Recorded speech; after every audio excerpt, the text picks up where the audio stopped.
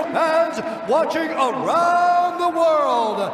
This is the moment you've all been waiting for.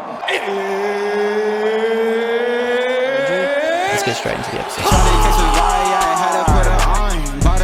Yeah, we heading for the sun. Charlie got my high, I ain't tripping for the funds. Yeah, I won't start, I ain't tripping, I'm a stun. Alright, y'all, today's a Monday and Monday's off for Docs. Thank you for clicking or tapping on that start today's spew. And guys, you've read the title of the video, you already know who it is. I'm very happy to be welcoming to the Doxcast for the very first time, Andrew Troung. Thank you for having me, bro. I appreciate it. Damn it, bro. Beautiful studio. I'd like to put out there first. Yeah, I'm excited to be here. Yeah, thank you very much. Well, I'll try and delete that first take for the intro so no one sees that terrible effort and poor attempt. But I really do appreciate you for coming on today. Thank you, bro. Thank Appreciate the gift too. The shorts are, oh man, to be honest, I kind of want to take the jeans off and put them on now. Yeah, I'm excited. Yeah, it's actually giving me motivation. I might go trading this afternoon, to be honest. you. Yeah, bro, rock 'em, bro. Yeah. So, all right. Well, as I said, I've got notes, just little things that I wrote down along the way whenever I'm checking out your Instagram and things like that. It's just kind of helps guide me to things that like spark my curiosity. Yep. I think the way I came into contact first was through the Confit mentor program thing. I find a lot of interest in that whole sphere, so I definitely want to get into that. Yep. But I thought we would just kind of do a bit of a timeline leading up to who I see on Instagram today, and then we'll see whatever we can come for after. But I want to try and go back to as a kid for you first, if you don't mind. Yeah, sure. Yeah, sweet. Well, I'll ask then, if you think of childhood, how would you describe it and whereabouts was it? Oh, man. You know, you got the perfect timing for me to talk about my childhood because yesterday at Confit, we just done this breathwork men's health kind of thing where we unpacked a lot of memories and trauma. Wow. And like all my youth is fresh in my mind right now. Yeah, So beautiful. Wow. Wow. perfect timing for you. It's Yeah. like I'm still thinking about my experience yesterday. Wow. So I'll quickly run through my childhood just so people can understand a little bit more about me. I was an only child growing up, very similar to what most people probably went through. Their parents were always working and my parents were always fighting. Financial issues all the time. It was always about money, finances, where we're spending our money, why we're spending our money, blah, blah, blah. And because my parents were always at work and trying to get by, I was always left at home to myself or either entertain myself or kind of figure things out on my own. And I spent a lot of my youth playing games.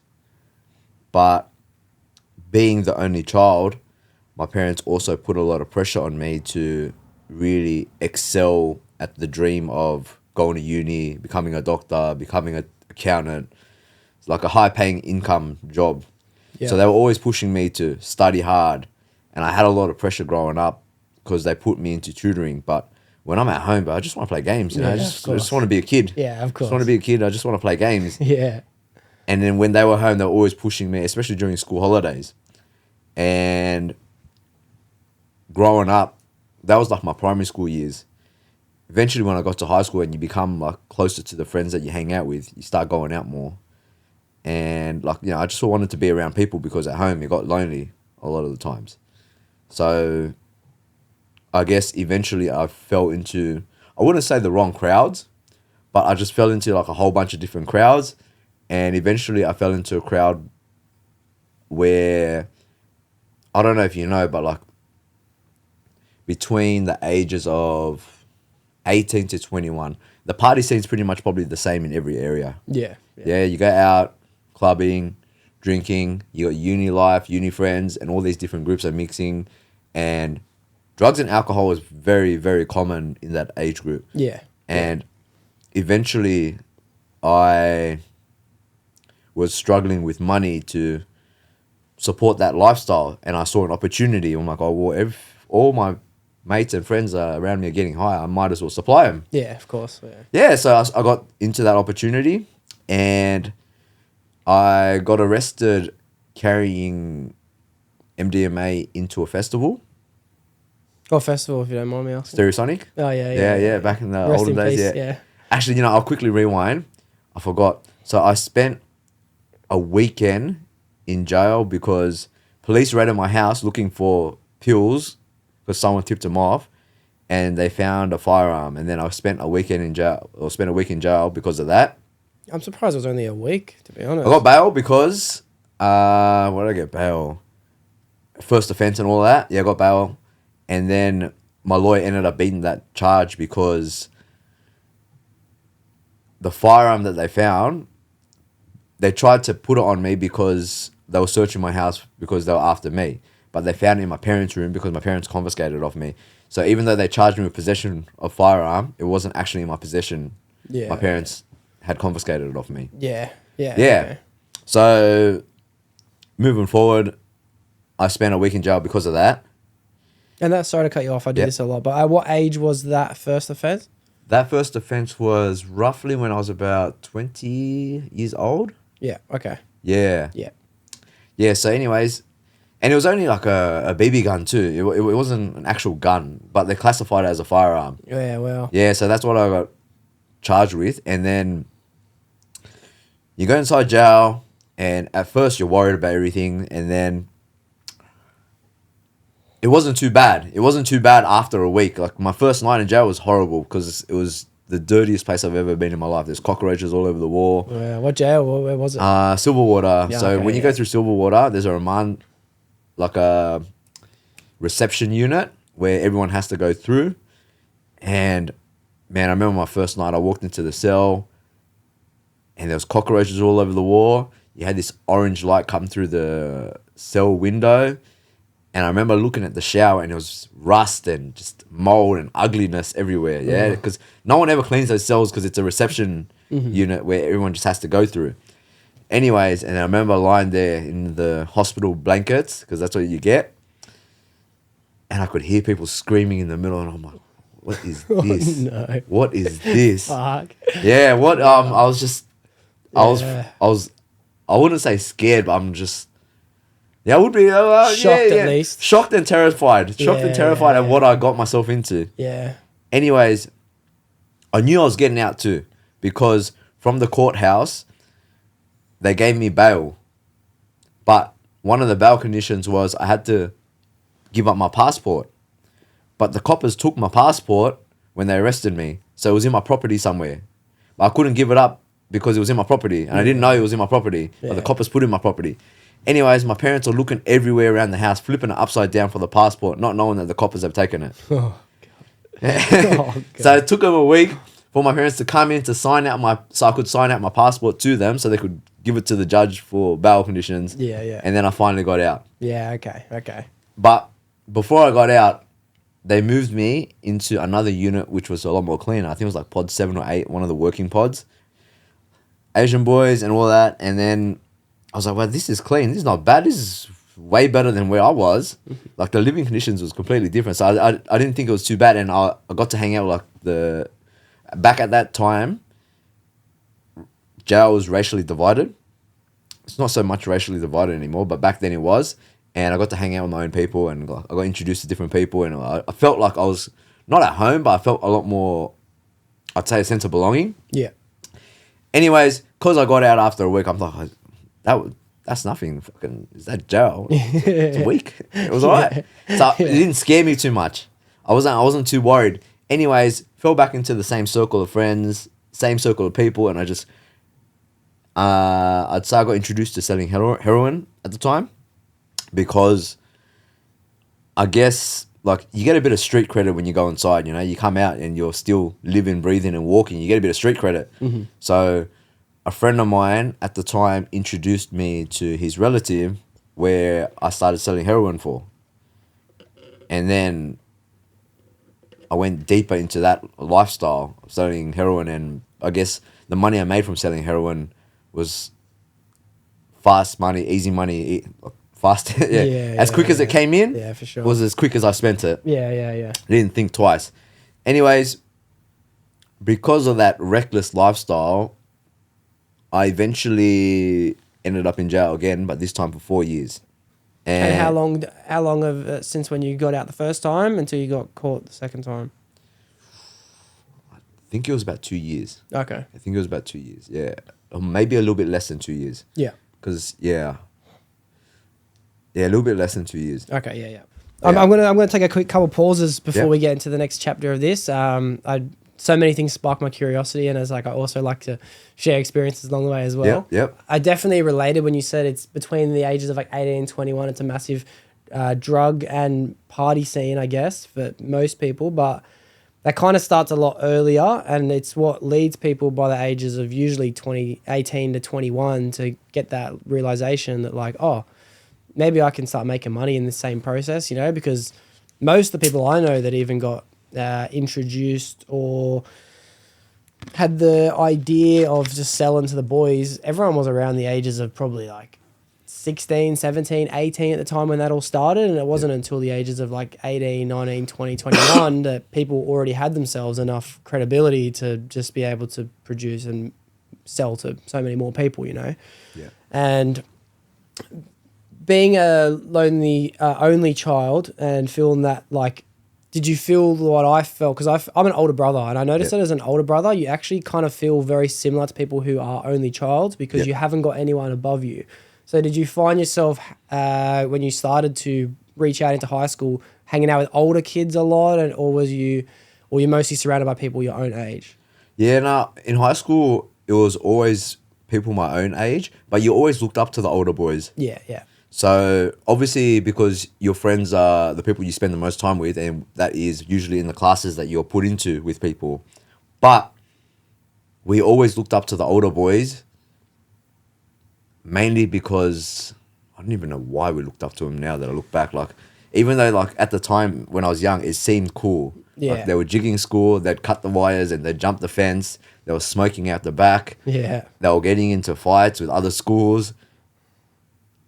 And they were always with the hot girls. Yeah, yeah. Do you know what I mean? Like, I it just trust it that. just I get- sounded yeah. appealing Of when you're course, young. of course. And you just look up to that, and then you kind of follow down that path too. Yeah, of course. I noticed that. I noticed that most people I speak to who are younger siblings who haven't got anyone, who have got someone older than them, they only really look up to their oldest siblings. They don't really tend to follow the masses or the crowds, but only children and older siblings, they are doing exactly what you explained. They see the older people living this lifestyle that they can kind of see them, they want to be in, you know. It's the girls, it's the attention, because they know what it feels like to be looking at someone. So it's funny, but because you never feel that feeling from the younger people, you know. If you're that older guy jigging school, wagging school, whatever, you don't feel like all the younger kids are looking up to you, you know, wanting to be like you. But it's a weird human condition that I'm always trying to figure out.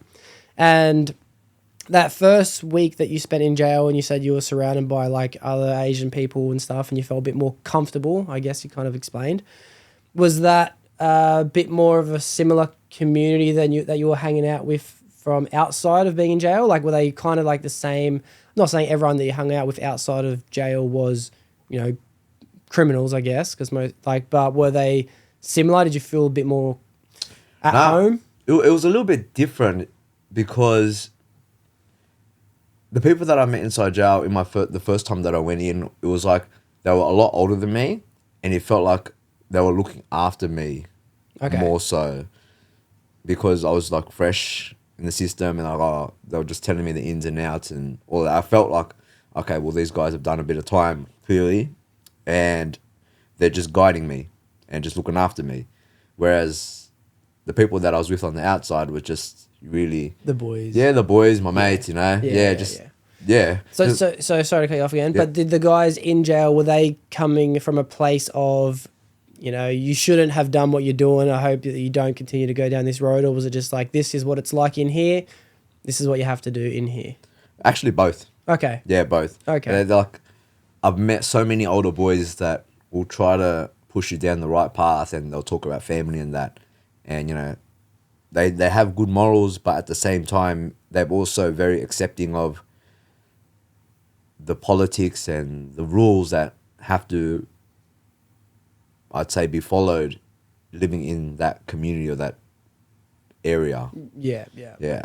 okay. Well, cause most of my mates who I speak to who did spend time, they don't have much experience of people saying, you know, this is what you need to do to avoid going down this path. Most of them have only ever experienced like, this is what we need to do to stop us from getting caught again next time. You know what I mean? Like, that's the only experience they have. So you're actually the first person that said they've had a bit more of a positive role model effect in that sense. Yeah, you know, there's like, so jail is pretty much a university for criminals, okay? You get in there, you make your network, connections, people exchange numbers all the time. Oh, but what can you get? What can you do it for? Who do you know? How much were you pushing for? But if we get out, let's do business. That's pretty much 99% of it. Yeah. I was just very fortunate enough to meet 2 or 3 guys that were talking about family a lot and pushing me into the right direction. I was just very fortunate. Yeah. They're a little bit older. And now that I look back, I thank my lucky stars that I had a couple of positive voices that were pushing me in the right direction, because it made me kind of realize that, yeah, I should have been more, I'd say, family orientated, because at that time in my life, like, you're a young male, you're easily influenced by a lot of things. And all I was thinking about was, how can I make more money? What can I do for me? What can I do for me? What can I do for me? And I wasn't thinking about what I was putting my parents through as much. And then as time went on, I got a little bit older, I matured a little bit, and yeah, well, actually, I matured during the second jail stint. Okay. Yeah. I didn't mature yet. Yeah. That first week, I didn't mature yet. Yeah. We'll get to that in a second too. And just before leading up to that chapter from the 1.5 to 2 year mark where you kind of just like get money, spend money period. Yeah. You said you felt a lot of pressure growing up too from your parents, you know, to be high achieving in forms of education to try and lead to a big career. How were they? Were they aware? Were they lenient? Were you constantly learning the ninja skills that most people have to learn when they're going through that shit? Yeah, but I'll tell you now, there's a lot of ninja. A lot of ninja happening in my life. Yeah, so I went to TAFE, got my HSC at TAFE because I failed it in year 12. So altogether, it took me 3 years to get my HSC. Yeah. The actual year 12, which I failed, spent another year at TAFE, and I just took longer to do the units. So at the third year, it took me 3 years to do my year 12. Yeah. Pretty embarrassing, but straight after that, like, I was lying to my parents the whole time. I was like, oh, mama, I just got to do 1 year at TAFE and then I go to uni. Yeah. And then I told her I was at uni when I was actually in my last year of TAFE. Anyways, then when I finally went to uni, I was studying to be a primary school teacher. Okay, yeah. Yeah. Was that something you actually wanted to do as a career, or was it just something that you were doing to fill in the gaps? A bit of both. Like, why I wanted to do it as a career, and this is young, lazy me talking, was because it was appealing to me at the time that I was going to get school holidays. Yeah. It's easy to get a job because they're in need of male primary school teachers. So you're almost pretty much secured a job, so you don't have to worry too much. And I thought, that sounds easy. I could do that. Yeah. So I was pretty much going down the lazy, easy path. Yeah, okay. Yeah. Nice. So, No, I'm not saying being a male primary school teacher is easy. But I'm, like, in my mind, that's what I thought at the time. Yeah, of course. I've had that thought too, being young and growing up too. It's like, these guys have the best life, you know what I mean? They're like, we had to work for the holidays. No, you didn't. No, you didn't. Exactly. Yeah. But yeah, at the time, so that's why I went to uni to do that. And I was in my 3rd year before I got arrested. Okay. So you're going to uni for this whole period. Was this, when you say 3rd year, was that the first time or in the second time you got arrested? So I got arrested, so the first time I got arrested was during my 3 year. Yeah, okay. Yeah, at the beginning of my 3 year. And I was only arrested for a week, so I didn't miss out on much of uni. Yeah. But at the time, I was also working at Bankstown Sports as a bar attendant. And I missed my whole week's worth of shifts. And I tried to explain to them that I was in jail for a week. And they were like, well, this is a security risk. So they fired me. So I was left with no job. And when the opportunity came to sell heroin, I was like, well, you know what? I got fired from this job, so I need money. All right. Of course. Yeah. Of course. And did the uni stop at the same time? Nah, I kept going to uni. Yep. I kept going back to uni, so I was still studying at the time while I was selling heroin. And I was just ninjaing my way through life because my mum would think I'm at uni. And some days I would... so I'll rewind a little bit. Yeah. And there was a girl I was dating at that time. Yeah. Okay. There was a girl I was dating at that time, and she probably had my best interest at heart. She didn't want me drug dealing. Yeah. But I thought, women just want money, man. Like, I need to, be able to have funds to take her out and, do all these fancy things. I've got to be able to afford a mad girl. Yeah. Of course. Of course. Anyways, I'm like, well, where am I going to get the money to pay for all these things that you want? Yeah. Anyways, so she really did not want me to sell drugs. So she went and told my mum. Oof. Yeah. She went and told my mum. So I had to ninja it even more to get by. Wow. So now my mum's on my ass. Yeah. And she's like going through my things all the time. Like, what's this? What's this? I'm like I'd have to make up all these lies with my mates, blah blah blah. So I'd keep nothing at home. So I had to rent out a place and then store all my things there. Anyways, so I'm juggling uni, being a drug dealer, this relationship. Yeah, parents on the back. Parents on my back. I'm juggling all these things, and then I needed to have a disguise for why I'm out all day selling drugs. Like my parents would be asking me, because I'd be selling literally 7 days a week. I'd be pretty much around 9 o'clock in the morning. I'd leave the house and I wouldn't come back till 7 at night. Yeah. I'd just be driving around all day. Yeah.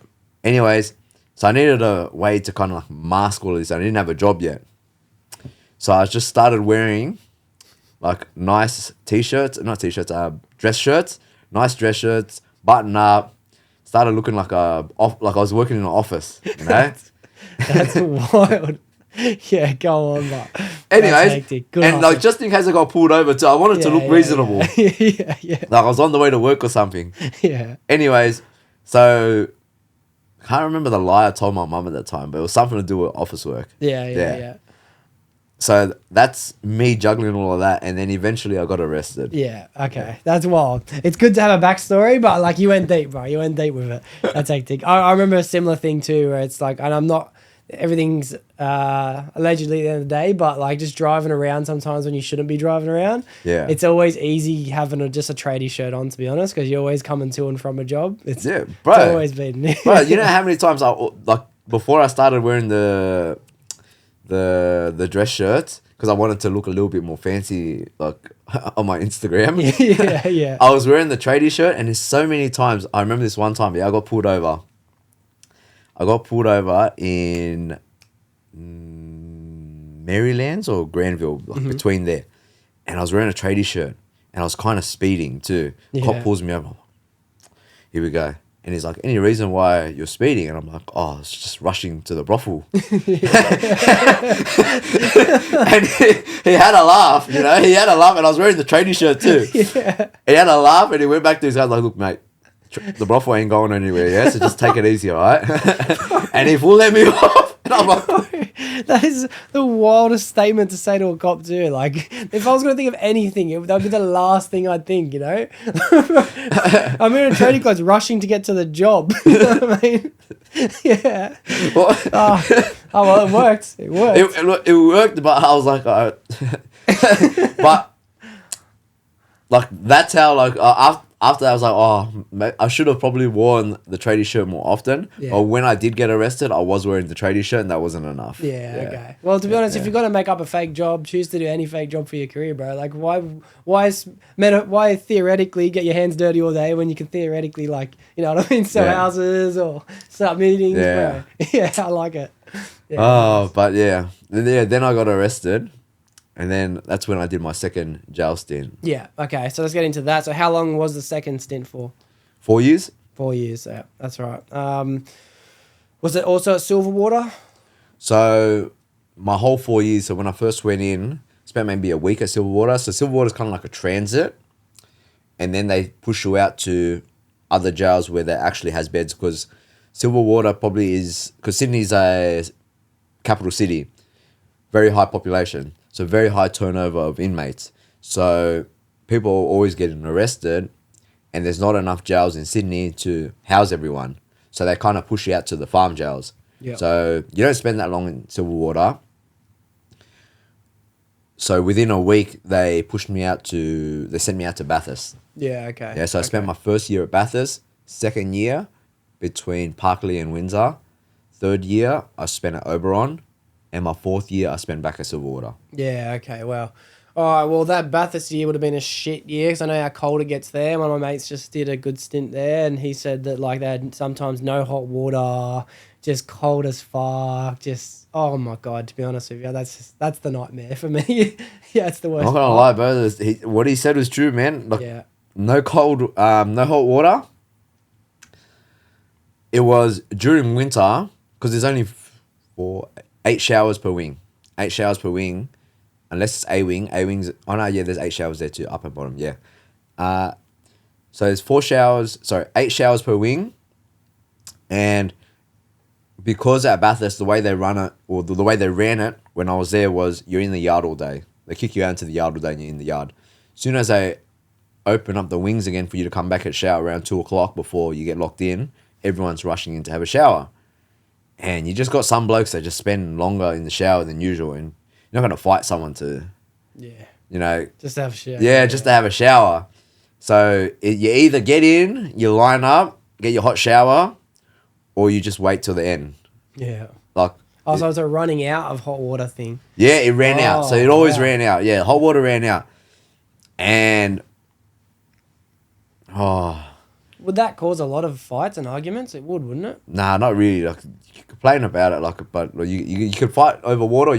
Yeah. You could not. Yeah, you can get angry about it, or you can, like, there's, like, people always fought about, like, small things, but I guess you're going to fight about, like, water, most guys just didn't, it's like, fuck, it is what it is. Yeah. Yeah, I'm going to fight about water. Nah. Yeah. Cold water, hot water. Yeah. Yeah. To be honest, I've never had this thought, but I wonder if you learn a lot of patience and practice in that sense. If you, because it's pretty easy to get the shits over pretty dumb shit, especially in my life. I'm sure most people are like that too.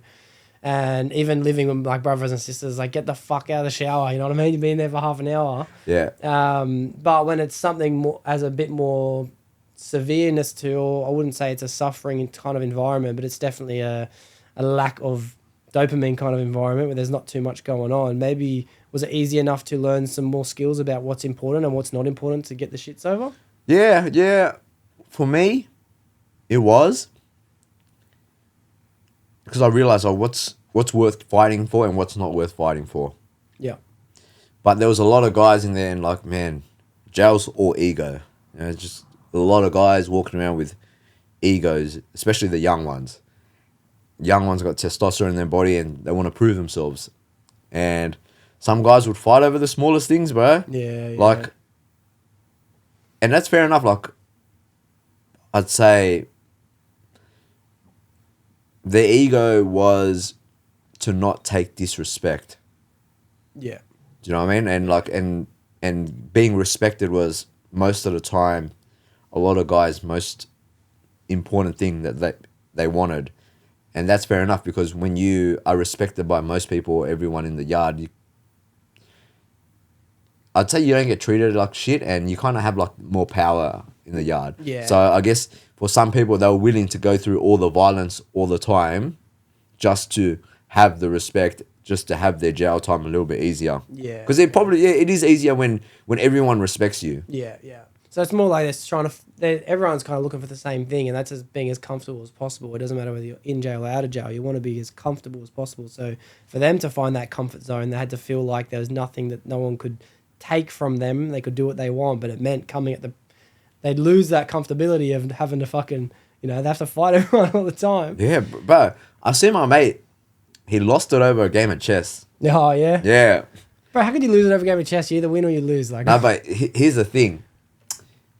He was versing his mate, okay? And I don't know how we lost it, but he just probably was having a bad day. Anyways, the guy that he was versing was kind of just because he thought they were mates, and he was. You know when you trash talk? Yeah. Yeah, it was trash talking him. It was trash talking him. Yeah. And I don't know, he just clicked it.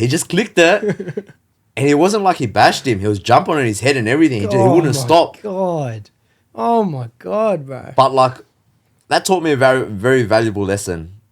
At that moment, I realized, even though you think you're friends with everyone, or you think you're friends with certain people, everyone's got a certain line. And I learned then, you know what? Just don't push anyone's lines and just try not to get close to people. Yeah. So even though I was good mates with him, I was like, you know what? I'm never gonna intentionally piss him off, even if it's the joke, because I ain't going there. I ain't risking that. Nah, bro. That's tapped. That's crazy. Yeah, and some people are just willing to lose it. Yeah. That's insane. I know a lot of people like that, to be honest, too. And I know that, like, to be honest, it's better for me just not to associate with them, because it's like, bro, this guy's loose. He's just loose as. Wow. All right. So I want to kind of get a recap on how all four of those main sections were the jails you went to. The Bathurst one, cold as fucking shit. And from what I know, it's a high security jail as well. Yep. Was it always? Yeah, maximum security. So they got two parts about it. There's a maximum security and minimum security, but the minimum security side's not much. Living conditions aren't much better. Yeah, okay. Yeah, so it's more or so the same. Yeah, okay. It's a lot different now, because you mentioned a lot of yard time too. I think now COVID also did a big change on it as well. But now, like, everyone has an iPad, like some kind of tablet thing, and they can just spend all day just on the iPad. They can call for like 10 cents, make calls and things like that. One of my mates, he was calling his missus, like, she ended up telling me, like, when I bumped into her, and she goes, yeah, like, I had to actually tell him, like, I can't get anything done. Like, you call me 24/7. It's wild. So it's a much different system now than I bet it was when you were there. Yeah. So I'll tell you a story too. So I noticed a lot of things when I was inside. A lot of guys, very common, because lock-in was always roughly around 3 o'clock at every jail, roughly, depending on where you're at in the jail, but roughly around 3 o'clock. And you'd see guys that'd be on the phone all day. As soon as they were done with the phone, whoever was last on the line, they'd put their name last, and they'd just keep waiting, all day ringing their missus. And I've seen guys get pissed off at the end of their phone call, and then they'd call their missus again. And usually I'd see them take their problem with them to the cell, because they'd stress out even more in the cell, because a lot of the times guys are paranoid, they think their missus are cheating on them. Of course, yeah. Yeah, and they can't call them after 3 o'clock. Yeah. So they're doing head miles in the cell all night, and then first thing in the morning, 7 o'clock let go, 8 o'clock let go, they're rushing to the phone to call their missus again. Wow. So I can imagine how the introduction of iPads has completely changed the game Yeah, bro. for boys to ring their missus. Because I have a mate who's inside jail right now, and he rings me at the oddest times, 7, 8 o'clock at night, sometimes 6 o'clock in the evening. Like, bro, I'm living my life, man. I'm running classes, I'm training clients at 6, 7 o'clock in the evening, and he's calling me at the oddest times. Like, this guy forgets that I'm a normal person. Yeah, I'm a normal person. No, actually, I'm not really a normal person. I work and I train all day. I'm always doing something. I'm not sitting around doing nothing. Yeah. Normal people at 7 o'clock are sitting there watching Netflix. Yeah. That's not me. Yeah. Yeah, and he forgets that. But he calls me all the time. Yeah, it's wild. Well, was it much different coming to these ends and going to like Parkley and even Windsor? How was the difference in the jails and even the people around it as well? Man, it made me a lot more grateful when I came back to a Sydney jail. So, because Bathurst, concrete walls.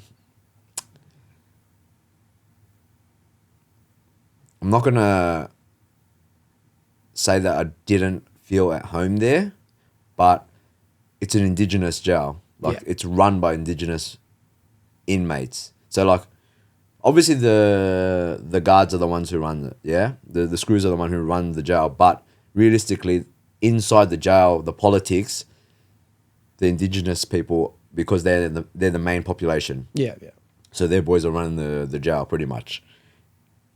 And there weren't that many Asian boys, But where I was in A wing, there was enough Asian boys to make me feel at home. Like half the wing was Asian. Yeah. So I felt pretty much at home. But when I came back to Sydney and I was around Sydney people, because when you're out in Bathurst, it's the country population. So is it great? No, not Greater West. The Central West. Yeah. Central West people, like people from Dubbo, people from Wagga, like all outside of Sydney. Yeah. So it's a different culture. And then when I came back to Sydney, it didn't matter if you were Lebo, Islander, Aussie, like it just felt good to be around Sydney culture because it's completely different. Well, I've never even considered that fact because when you were explaining the fact that there's there wasn't many Asian people when you were in Bathurst, for the first time I thought to myself like, oh, I wouldn't even have that thought because you kind of just kick back with everyone. You know what I mean? But out there isn't many people from different races and ethnicities and stuff. Yeah, yeah. Wow. So they like when you're out there, I became friends with Lebos, Islanders, like everyone that was from Sydney because it Yeah. was just easy to connect with them. Yeah.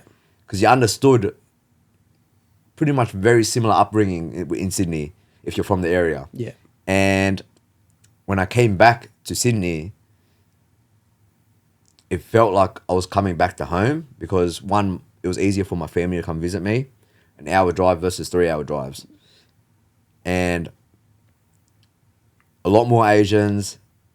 And, gosh, there's one thing I'll never forget. When I came back, shower in your cell. I was so Wow. grateful for that. Yeah. Having a shower in your cell was like the biggest upgrade in life. Yeah. Versus Bathurst. And then no more concrete walls. Or yeah, still concrete walls actually. Yeah. But the shower in the cell was like the biggest change. And I was just very, very grateful and blessed for that. And then visits with family were a lot more frequent because it only took an hour to drive. And just being around more Sydney people, yeah. Yeah, and especially at Parkley too, I know that the visits there are a lot more open and free as well compared to the ones at Bathurst. Bathurst Yeah. is fucking eyes like hawks, but Parkley's it's like outdoor kind of thing, isn't it? Is it still Yeah, like- yeah. It was a long walk for me for visits at Parkley. I didn't get much at Parkley, but at Windsor I got a lot more visits, and it's more or so the same pretty much everywhere, really. Yeah, okay. Yeah, but at Bathurst, they do watch you like a hawk because the intel there is very crazy. So the officers there, they're always listening to your phone calls. If they know you got visits on a frequent basis, they're always listening to your phone calls. Yeah, I remember when I went to Parkley once to visit someone, and a couple of the boys I was with, I'm nowhere near going to say who or even if they actually did it or not, but I heard that they were trying to,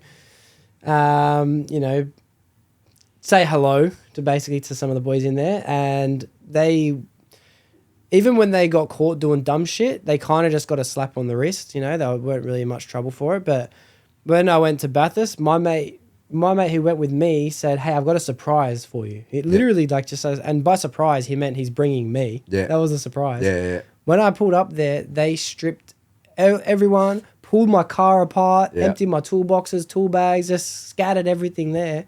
And it's like, man, they are actually listening. Yeah, bro. They listen, bro. And they pressed me hard. I'm just like, bro. And he started asking questions. His guard's like, how do you know him? Like, no, he didn't say, how do you know him? He goes, when did you first meet him? And I'm like, when did I first? Well, I don't even. And he's like, oh, so you don't even know him then? I'm like, bro, what are you pressing me for? I didn't. Yeah. I'm just. Yeah, I'm relax. just a normal guy. Yeah, relax. But yeah, it's different. So what was the place you went to after Windsor? You mentioned? After Windsor was Oberon. Oberon. Oh, Oberon. That's out near. Yeah, country past as Bathurst, well. yeah. Yeah. Wow. So back to that. And was that like another reoccurring thing at like Bathurst where a bit more country town vibe where you didn't feel as close to people? So this is what happened. The reason why I came back to Sydney was to get sentenced. I wasn't sentenced yet. And just before I got sentenced, I was contemplating a lot on like what jail to go to when I do get sentenced. I was thinking about it a lot already.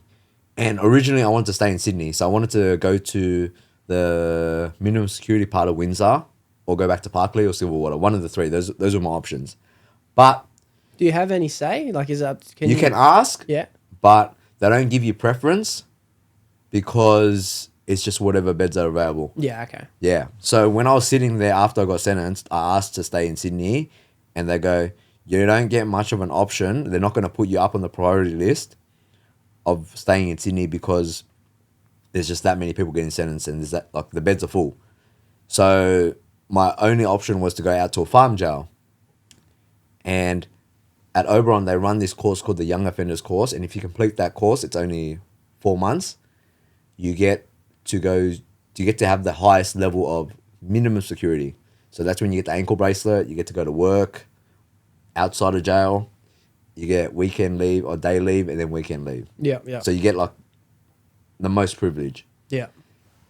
And the quickest way to get there was go to Oberon, finish this young offenders program and then come back within 4 months. Yeah. But if I went to another jail out in the farms like Musselbrook or something, it would have taken me longer to get my C3 because there's no real program that you're doing. So it's like a incentive. You do the program, you get the C3 classification, come back to Sydney. Okay, cool. Yeah, so that's what led me to the decision of choosing Oberon. Yeah, okay, cool. So this young offenders program, it sounds like it was incentive enough for anyone to do it. Is a young offenders program based on speaking to the next generation of younger people, or is it for young people who are young offenders themselves? Yeah, so it's for young people who are young offenders. Yeah. So at this jail, it's 18-year-olds to 25, but they've increased it a little bit over the years. But 18 to 25 was like all the young offenders. Okay, so the purpose of this jail was to gather all the young inmates and cut them from the older inmates because we're very malleable at that age, you know. We just listen to the older boys because that's just how it is, you know. Yeah. You pay your respects to your elders and you just listen to the older boys. And since the older boys are, I wouldn't say institutionalized, but pretty much like they live and breathe jail rules and jail politics. Yeah. So and they're not going to change. And the system, from an outside perspective, was trying to break the cycle of young guys following the footsteps of the older boys. So they put this program together called the Young Offenders Program just to prevent reincarceration. Yeah, yeah. And to be honest, that sounds like theoretically a great idea. I understand that decision to do so. Did you find that to be a beneficial thing, doing it yourself, even though it was incentivized to go do it? You know, obviously it's best interest for you. Do you think that is a good part of the system to have? So I do think it's a good part of the system to have, but sometimes, I'll give you an example, yeah? Sometimes the message that you get given is a very solid message, but you don't listen to it because of the person that's coming from. Yeah, okay. Okay? Yeah. And the people that were running this program, like, I'm sure their hearts were in the right place and they wanted to do the right thing, but they didn't have the authority to tell us young offenders how to live our life. Like, why the fuck are we going to listen to you? Yeah, yeah. Do you know what I mean? Like, yeah. no offense to the guy that was running the program. Like, he was a nice guy and all of that, and he didn't mean anyone harm. But, like, I remember we were making fun of him all the time behind his back. Yeah, and we're just talking shit. Like, Yeah. do you know what I mean? As boys are. Yeah. And it's like, I get it though, because, and I did a podcast about 10 episodes ago with a guy named Aaron Huey, and he spreads mental health awareness for men, mostly in construction. And one of the points I bring up to him, because he does TAFE talks to all the young lads about mental health, and, you know, like, this is kind of the lifestyle that leads to depression and suffering, anxiety. yeah. And I bring up a point that I think he should continue doing what he's doing, but he should definitely try and expand his network in a sense that you have to be able to relate to the guys, you know, and that's relatability is the number one thing you take from authority. If you don't if it's like when you, even on a job site, when a guy comes through with a clipboard and his fucking buttoned up shirt and he wants to talk to us about even how to do our job, it's like, fuck off. Like, you don't get it, you know? And that's kind of like every teenager goes through that growing up. I remember my parents telling me things as I was a kid, and I'm like, how would you know? You know, how long ago were you a kid? Things are different. There's no relatability in that sense. So maybe that's probably the one thing that system is lacking, and that's that relatability, which kind of leads what I'm going to lead to with the whole Confit program soon anyway. But before we get to that, by the time you did the Oberon stint, how long left was on your sentence? So when I got sentenced, I got sentenced 4 years. by the time that I went to Oberon, 2 years has passed already. Yeah. I finished my Oberon program. I got the C3, so I got the ankle bracelet. I was allowed to go on day leaves, but the rule was for you to go on day leaves once a month, you have to have had 18 months left on your sentence. Okay. So you have to be 18 months. But for you to go out on work release, I think it was you had to have had 1 year left on your sentence. So you have to be closer to home. Yeah, yeah.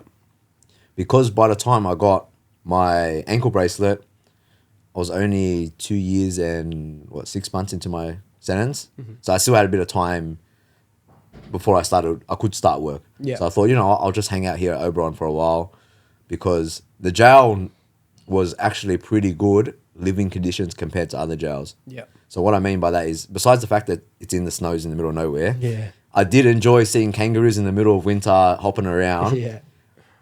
The buy up, so what you were able to buy, had fresh meat, eggs, ice cream.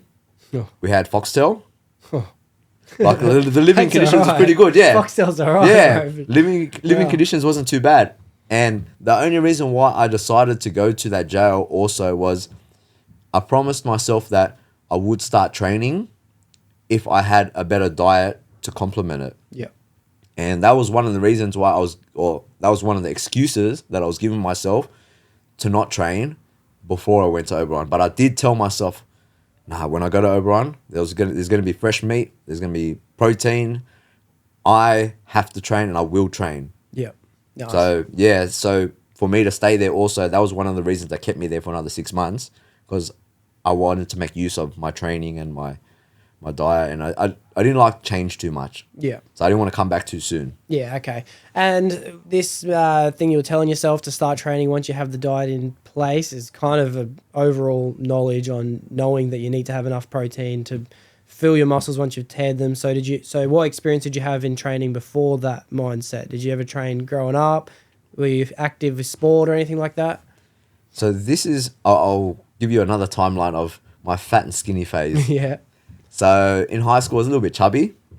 Towards the end of high school, a trend where you and your mates start going to the gym. Yeah, because you see on the internet. Yeah. So me and my mates started going to the gym.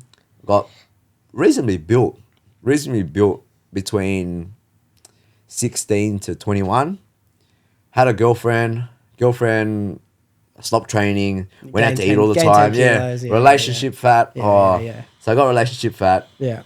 So then that was like the second time I got fat. And then that relationship ended and I tried to get back into the gym to train, tried to do all these things, but I couldn't juggle it between uni, another excuse. Yeah. Uni and drug dealing.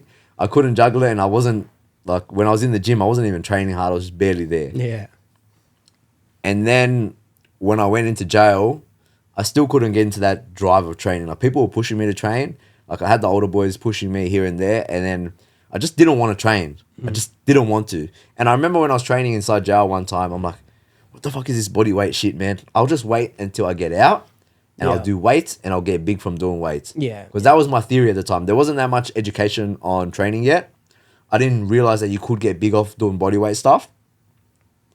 And so I kind of just didn't want to do it. So I avoided it as often as I could. Yeah. Even though I trained here and there with friends, I avoided it as much as I could because my goal wasn't there. Yeah, because you knew there was a faster way to do things. It was kind of a waste of time. You know? Exactly. I know that mindset. Well, was there active people around you in jail? Were people training regularly? Yeah, all the time, bro. All the Okay. time. There's always boys training. Yeah, okay. Okay, I get ya. So you started taking it more seriously when you went to Oberon, and did you continue that seriousness even though you only stayed there for an extra 6 months when you transferred again? Did you continue training? Yeah, so, man, there was a big journey of me finding a lot out about myself when I was at Oberon. So, first thing was I told myself I was going to train when I got there. So that was like holding to my word, and I knew that I was adamant about it. Because, well, I'll quickly rewind to just before I got sentenced, every single day for the 2 years, I used to pray in my cell every morning when I woke up and before I went to bed. And I would ask God two things. First was look after my friends, my family, in their health and safety and well-being, whenever they came to visit, everything, everyday life. And the second thing was I was praying to God and I was asking God, please give me a light sentence. Yeah. In return, I promise I'd be a better person. Yeah. Okay? That was my prayers. And when I got sentenced, because I was expecting to get time served and go home. Yeah. Yeah. I got double the time, 4 years. And I was absolutely shattered. I was like, oh my God. Yeah. Well, all these prayers, I went down out the window. And that's when I kind of like lost faith in God. Yeah. And I decided to take matters into my own hands. Mm-hmm. I go, well, you know what, man? I got an extra 2 years. Fuck this. I'm just gonna put a lot of work into myself. No one's gonna change anything. God ain't gonna change anything. I have to do it myself. Yeah, that fuck the world mentality, bro. Yeah, It's a powerful mentality, bro. So when I got to Oberon, I was like, all right, now it begins. I start training. Started training by myself for like a day or two. And the Asian boys at the time were watching me. And I'm like, bro, come train with us. Man. And I'm like, oh, like I seen them train too. So I remember when I first got there and I looked out the window as I was unpacking my things and I seen this Asian guy just being a machine, just pumping dips on the. I'm like, Yeah. this guy's crazy, man. This guy looks like a fucking unit. He's off his head. Yeah. My mate Steve Moon. Anyways, shout out to him. Yeah. He kind of inspired me, but I still hated that calisthenics training. Like I still had that Yeah. Yeah. taste in my mouth from watching the boys train at Bathurst. I was Yeah. like, this type of training, man.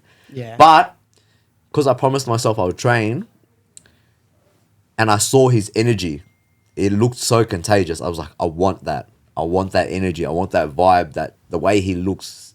Like he didn't look that aesthetic, but the way he looked when he was training, like he just looked angry and like I wanted that. Yeah. Yeah.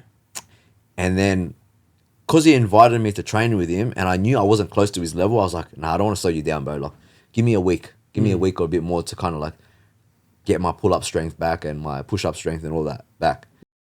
So I trained on my own for like about, I think 3 days. And then he kind of like forces like, bro, just come train, man. It's all right. Don't worry. Just come train. And I trained with him for a week and I just died, bro. I died, but I was adamant at not giving up. I was adamant at not quitting. No matter how many times I vomited and threw up, I was like, bro, let's do this. Just go, bro. Let's just go. Yeah. Anyway, so I trained with him for a good couple of months before he left and he went back to Sydney to do work release. And I obviously stayed, but I started training with other boys. And at that time, I was kind of like in my journey of like, man, all these different boys, they train completely differently. And I was trying to take bits and pieces from everyone. Like there was this guy who was like a really good boxer, but he'd spend all day running laps around the yard. He'd run like, I think like 200-300 laps a day. Wow. He'd just run. Wow. But he was like a boxer style type of training. Yeah. I trained with him from time to time and I was just picking up bits and pieces. And then there was this other guy who was just doing calisthenics, but he was doing calisthenics in a sort of bodybuilder way. He'd do shoulders one day and do arms another day, back another day. And I was training with him too. And I was learning bits and pieces from him. And there was other guys where I was just doing circuits, muscle ups.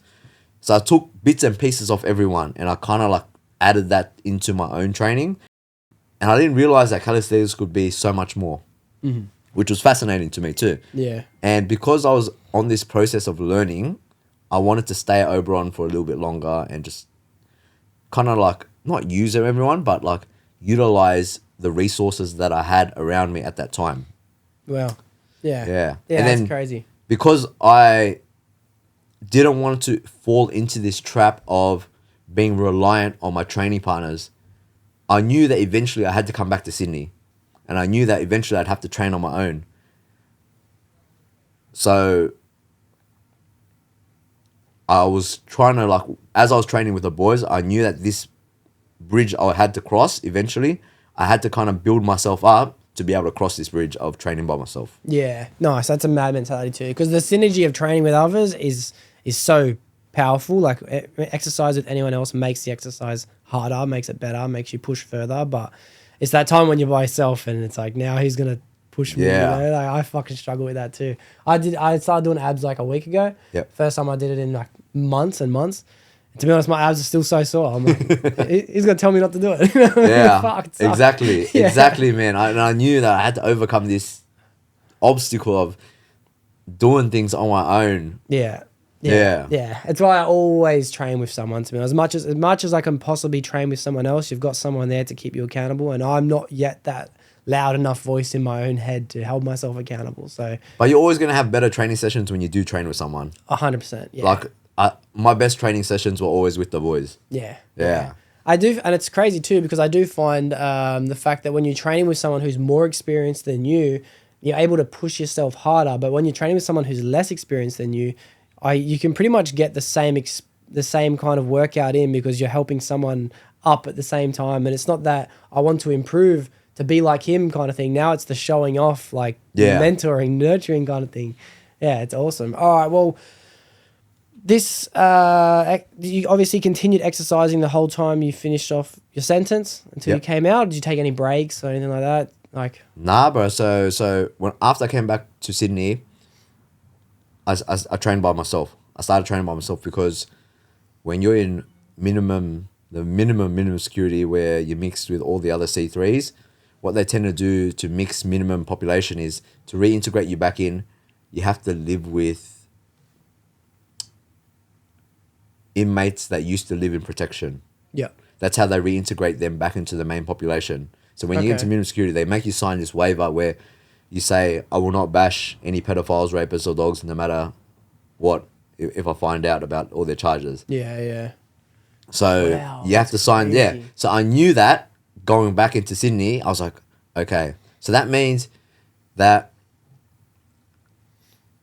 for me to not associate with any of these people, I can't foster any relationships with anyone. So I have to kind of be standoffish with people. Yeah. So if people are going to say hi, I might say hi back, or I might be just real blunt about it because I don't want to have a relationship with someone, friendship with someone, and then find out that they're a dog or a rapist, and then I'm like, what do I do now? Like I used to like be bum chums with this bloke. Yeah. So I was very rude when people said hello to me. I'd say hi, but like in the most blunt way, kind of like just to hope that they would get the idea, like, don't try to be my mate. Yeah, I get ya. Wow, I didn't know that was a thing at all. And that waiver you have to sign, does that mean that if you break that waiver, you're now looking at a further time? Nah, you just lose your minimum security privileges. Yeah, okay. All right, well, and so the last year before you can go out and when you have your ankle bracelet and you can go work and things like that, were you taking that opportunity? Were you... Oh, yeah. But you know what? What were you doing as well? I was on a construction site 6 days a week, 10 hours a day, labouring. Wow. So yesterday I done this breathwork thing and you had earphones on, and I remember like the guided breathwork was instructing me to tell me, remember back to a time in your life where you were most grateful. And I remember like my mind was going crazy and I could see myself fiddling through my memories, just sitting there like I was going through files, and I picked out a memory and I could feel this moment in my life where I was so grateful. And I remember I was back at Silverwater at Dawn Delois, and I remember I was sitting in my cell, and on the wall you had like, you put your photos up, and I had a calendar there, and it said I had 1 month left to go, and I was on weekend leave. And I remember I had just finished a training session, and I was waiting for my mum to come pick me up because I had just finished work too. So finished work, 10 hours on the job site, come home, train, and my mum came to pick me up for weekend leave. And I remember that was my most grateful moment because I remember that feeling of, at that moment and point in time, I was just really happy. Maybe because it was like a very simple moment in my life where I didn't have to worry about too much. But that was the moment in my life where I was, I was most grateful. Yeah. Yeah, and I was training really hard. I was healthy. I had little to nothing to worry about. I was working 6 days a week. Like, well, how much was I making? About 50 grand. Yeah, 50 grand, like minimum wage. Yeah. So they'd pay you minimum wage and you'd make like 50 grand a year. Yeah. Okay. So how does it work as well? I want to, if you know, you don't get employed by the construction site? Are you employed by the system? Like, are you actually working for the jail and the jail's subcontracting you out to the construction site? Or do you actually get a job for a company on the outside and they're aware of the fact that you are in so jail? it's the second one. So what would happen is there's a company that will go around. So the company is owned by the jail, yeah? And they would go around to all these other job sites, companies, and they would sell the idea of having an inmate as an employee to work for them. Yeah. And obviously, most companies are, why would I want an inmate working for me? Yeah, I can see why. That's scary. That's a big safety risk. Yeah. But the way the company you would used to sell it was, look, these are inmates that are close to coming home. They've done most of their time already. They're well-behaved inmates. Think of it like this. They want to be outside of the jail. Yeah. So they want to show up every day. They're not going to take any sick days. Yeah. They'll be there 99% of the time. Yeah. They want, the longer they could spend out of jail, they'd probably be there early and they'd probably leave late too. Yeah. So you know that all their time and effort, it's being focused into this job. Yeah. And that's how they sell it. And then on top of that, you get to pay them the bare minimum wage. Yeah, yeah. And then because we're making money for ourselves, the jail will take a cut charging us rent. Okay. Well, oh, fuck, that's crazy. I didn't expect that. Yeah, so the jail makes money too. Okay. I didn't expect that, but it makes sense in a weird way as well. Yeah, because the jail would go out and look for jobs for us. Yeah.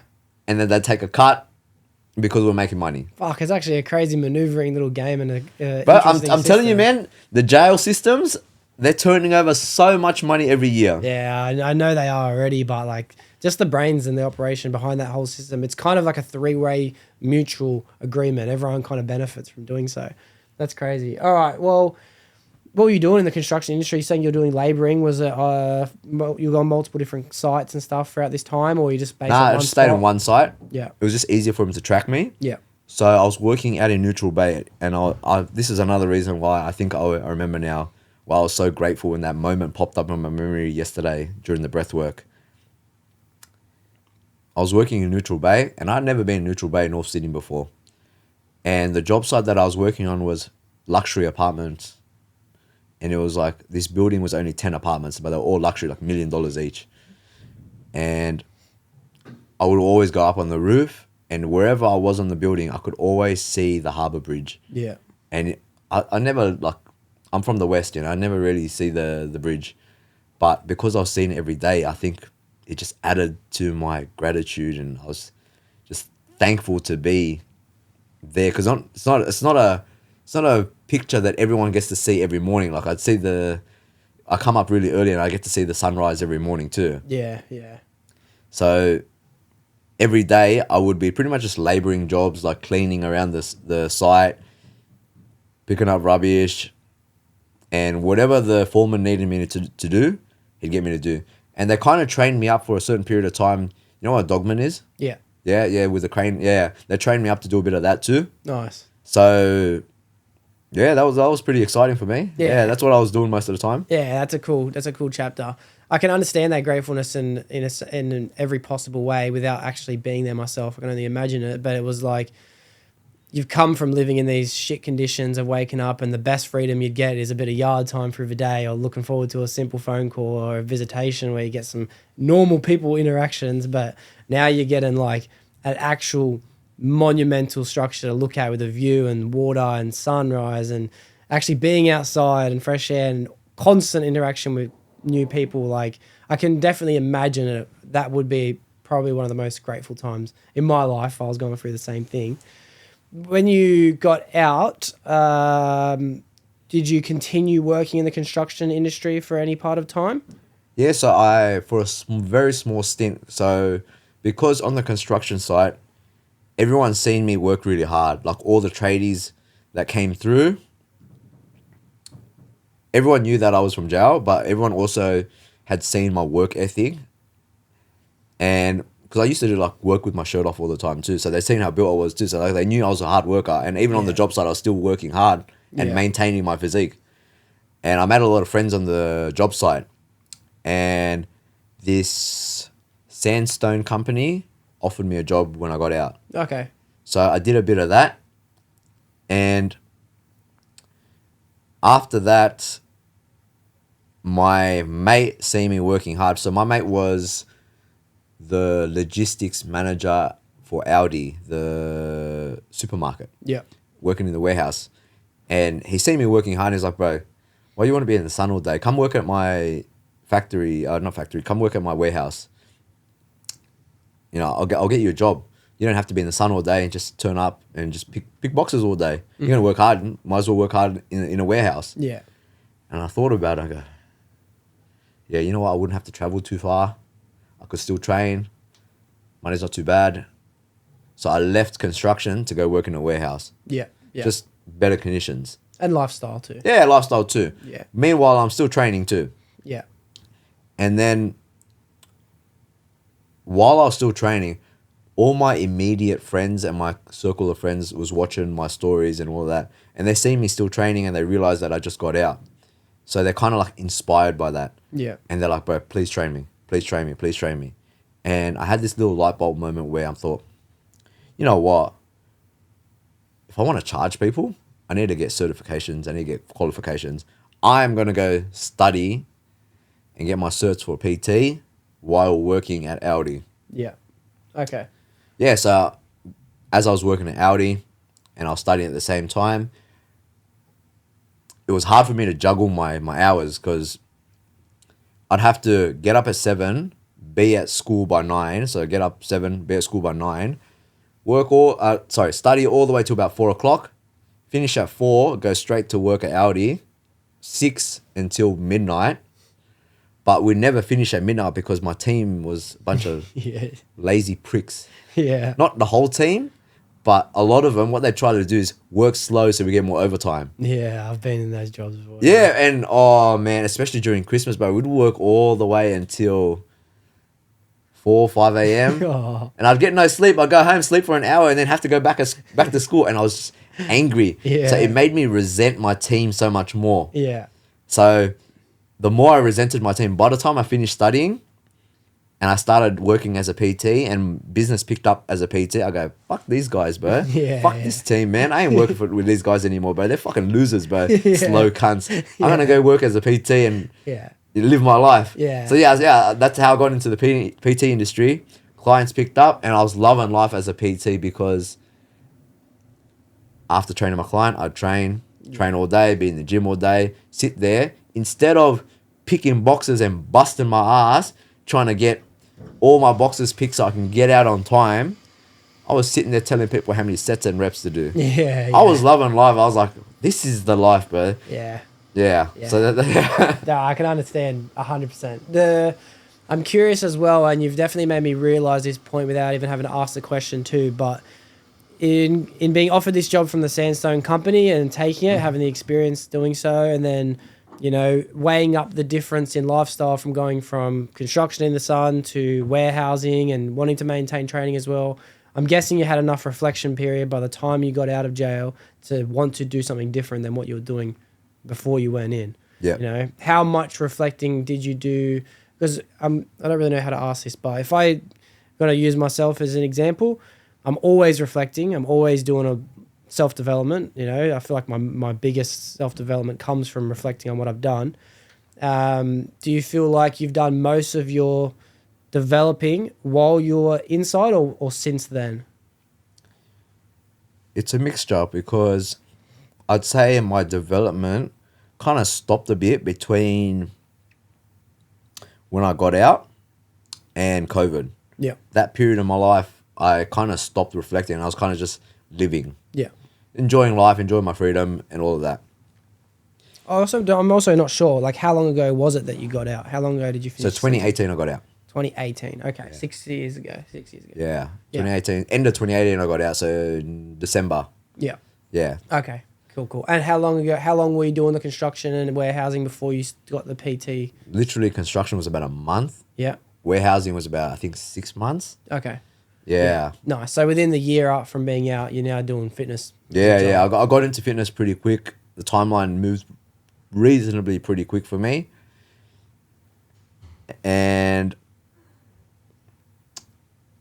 I'd say the reflection part, most of it happened in jail. Bits and pieces happened as I had to make decisions of where my life was headed. So like when you're changing career, you kind of sit there and ponder for a bit. So I made a lot of moments where I had to decide. Even when I was working at Audi and I had to make the decision to go study. So see how I said I wanted to get my certs to charge people for training them. And I asked one of my close friends, well, what do you reckon? Should I become a PT, man? And my mate was like to me, no, I don't know, bro. Like if you're not a established person in the PT industry by now, I don't think you're going to make it, you know? A bit of doubt, but I thought, I'll do it anyway. Like, I'll see where it goes. So I was tossing and turning about that decision for a while. But when I decided to do it, I go, you know what? Fuck it, I can make it. I looked at all the other PTs. I go, man, I fucking train harder than all of them. Yeah. Yeah, you know, like that bit of self-belief in myself, but it was because I already had put in the hard work. So I knew that I could transfer the hard work that I put into training into upskilling myself as a coach. Yeah, nice. Awesome. Okay, well, when you went in for the first time compared to when you went out, at what point did you make the decision that you weren't going to continue the same path that you went in? Because the first time you went in for that week, you got that mindset like, this ain't shit, you know what I mean? Like, JO ain't too bad. So you obviously continued doing it, but was it just situations and circumstances that made you change your lifestyle, or did you make a decision halfway through to not continue that same path? Oh, man. I hate revisiting this moment. Sorry, but... Yeah, no, I hate revisiting this moment. So one of I'd say the main reason, or the first reason, because there was like multiple things that just added on to why I chose to go down a different path instead of going back into drug dealing. Yeah. The first reason was, in my first year, I was avoiding my mum a lot. Because like, I'd call her every weekend still. Same time, same day, every day. Not every day, sorry. Every time, once a week, on the weekend, I call it at the same time. So she would know to be home to pick up the phone. And I'd speak to her and she'd want to visit me.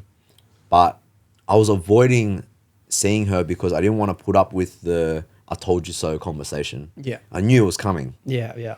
Anyways, but my mates would continue to visit me and they were in contact with my parents.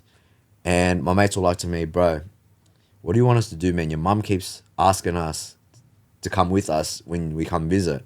Like, how do we tell her no, bro? We can't tell her no. Yeah. Anyways, one of the times, my mates didn't tell me until the last second. Yeah. Oh, bro, I'm just letting you know, your mum's coming with us. I was like, oh, okay. Wow. And then when I seen my mum, this was when I was at Bathurst, I remember as soon as I seen her, like, she was already crying. And then that made me start crying. And I was like, Mum, what are you doing? Like, I couldn't control myself. I don't know why I was crying. But seeing her cry and seeing her upset made me kind of lose myself for a bit. And I'm still confused on why I cry. Like, when I see my mum cry, but like, I guess now that I think about it, like, just seeing the disappointment on her made me upset. And that was like the first moment that triggered me to start changing my life. Because then I started realizing, like, she'd always tell me, like, she's not getting any younger. You're my only child. Like, if you come back to this life, I'm going to have to disown you. And it made me think so many times in my, I wouldn't say career, but my time in jail, like, I had to just think back so many times. Every time I wrote down one of the boys' numbers to connect with them on the outside when I'm talking about, like, linking up, like, that thought and that moment will cross my mind, like I'm disappointing her, or like, you know, like the possible situation of my mum disowning me. So that was the first trigger for me to really self-reflect and kind of push me onto the path of not going back into drug dealing. And then the next couple of triggers was a couple of the older boys that I was selling up with. God bless them, and I thank them every day, because like the conversations that we had in our cells were a a lot of the times they would ask me about my family, and they're like, what's your mum like? What's your life like? And they would always tell me, bro, you're an only child, man. Like, you got to, like, I know you want to live for yourself, but you got to live for them too, because they don't got much time left on this earth. And you can't disappoint them. Like, imagine, like, when they go to their grave, like, the relationship that you spent with them was a disappointing one. And I didn't want to live like that. So it kind of pushed me into the thought process of changing my life, like, not going back to that life. And then when I got out, even my own mates were saying to me, bro, if you get back into this life, bro, we got to disown you as friends, bro. Yeah. So, like, a lot of those things kind of added up into me going back into a normal job, working like a normal person, and staying fit and healthy. I find that, like, it's a little bit off topic, but it made me think of it when you were mentioning it. Like, the greatest feeling, and I think Andrew Tate made this quote so famous, is not trying to chase happiness, trying to chase pride, trying to do things that make you feel proud. And the more I reflect, the more I'm starting to realize, like, the more you do for others, the better it makes you feel. So if you can just take both and put them together and you can make someone else proud, then that's probably the most fulfilling feeling you can feel. And if you're not doing that, it's probably, yin yang. That's obviously going to be the worst feeling because you're not getting the best. Every action has an equal and opposite reaction. So I think that making your mum proud is a great motivational tool to drive you. And that's probably what coupled that such a bad feeling in the first place. I know the feeling too. Sometimes, like, tears just start running and you're thinking, bro, I've had a couple times in my life too where they start running and you're just like, I actually can't stop right now. I'm not even sure if I'm actually still sad. Like, the tears are just coming.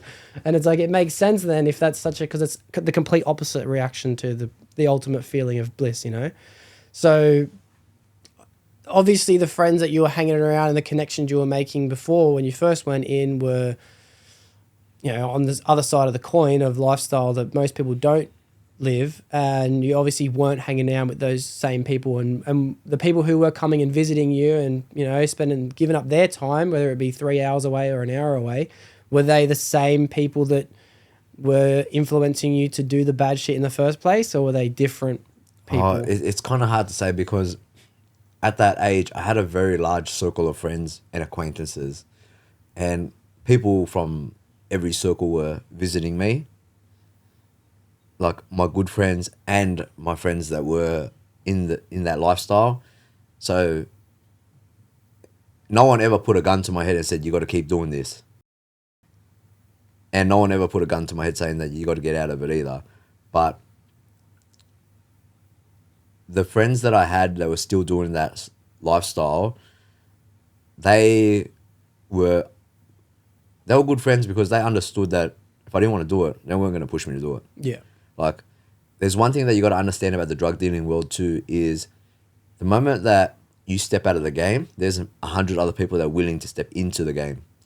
Like, the moment you get arrested, all your customers, all your people that you supply to, they're going to go find another supplier. There's other people that are going to step into the game. It's a never-ending business.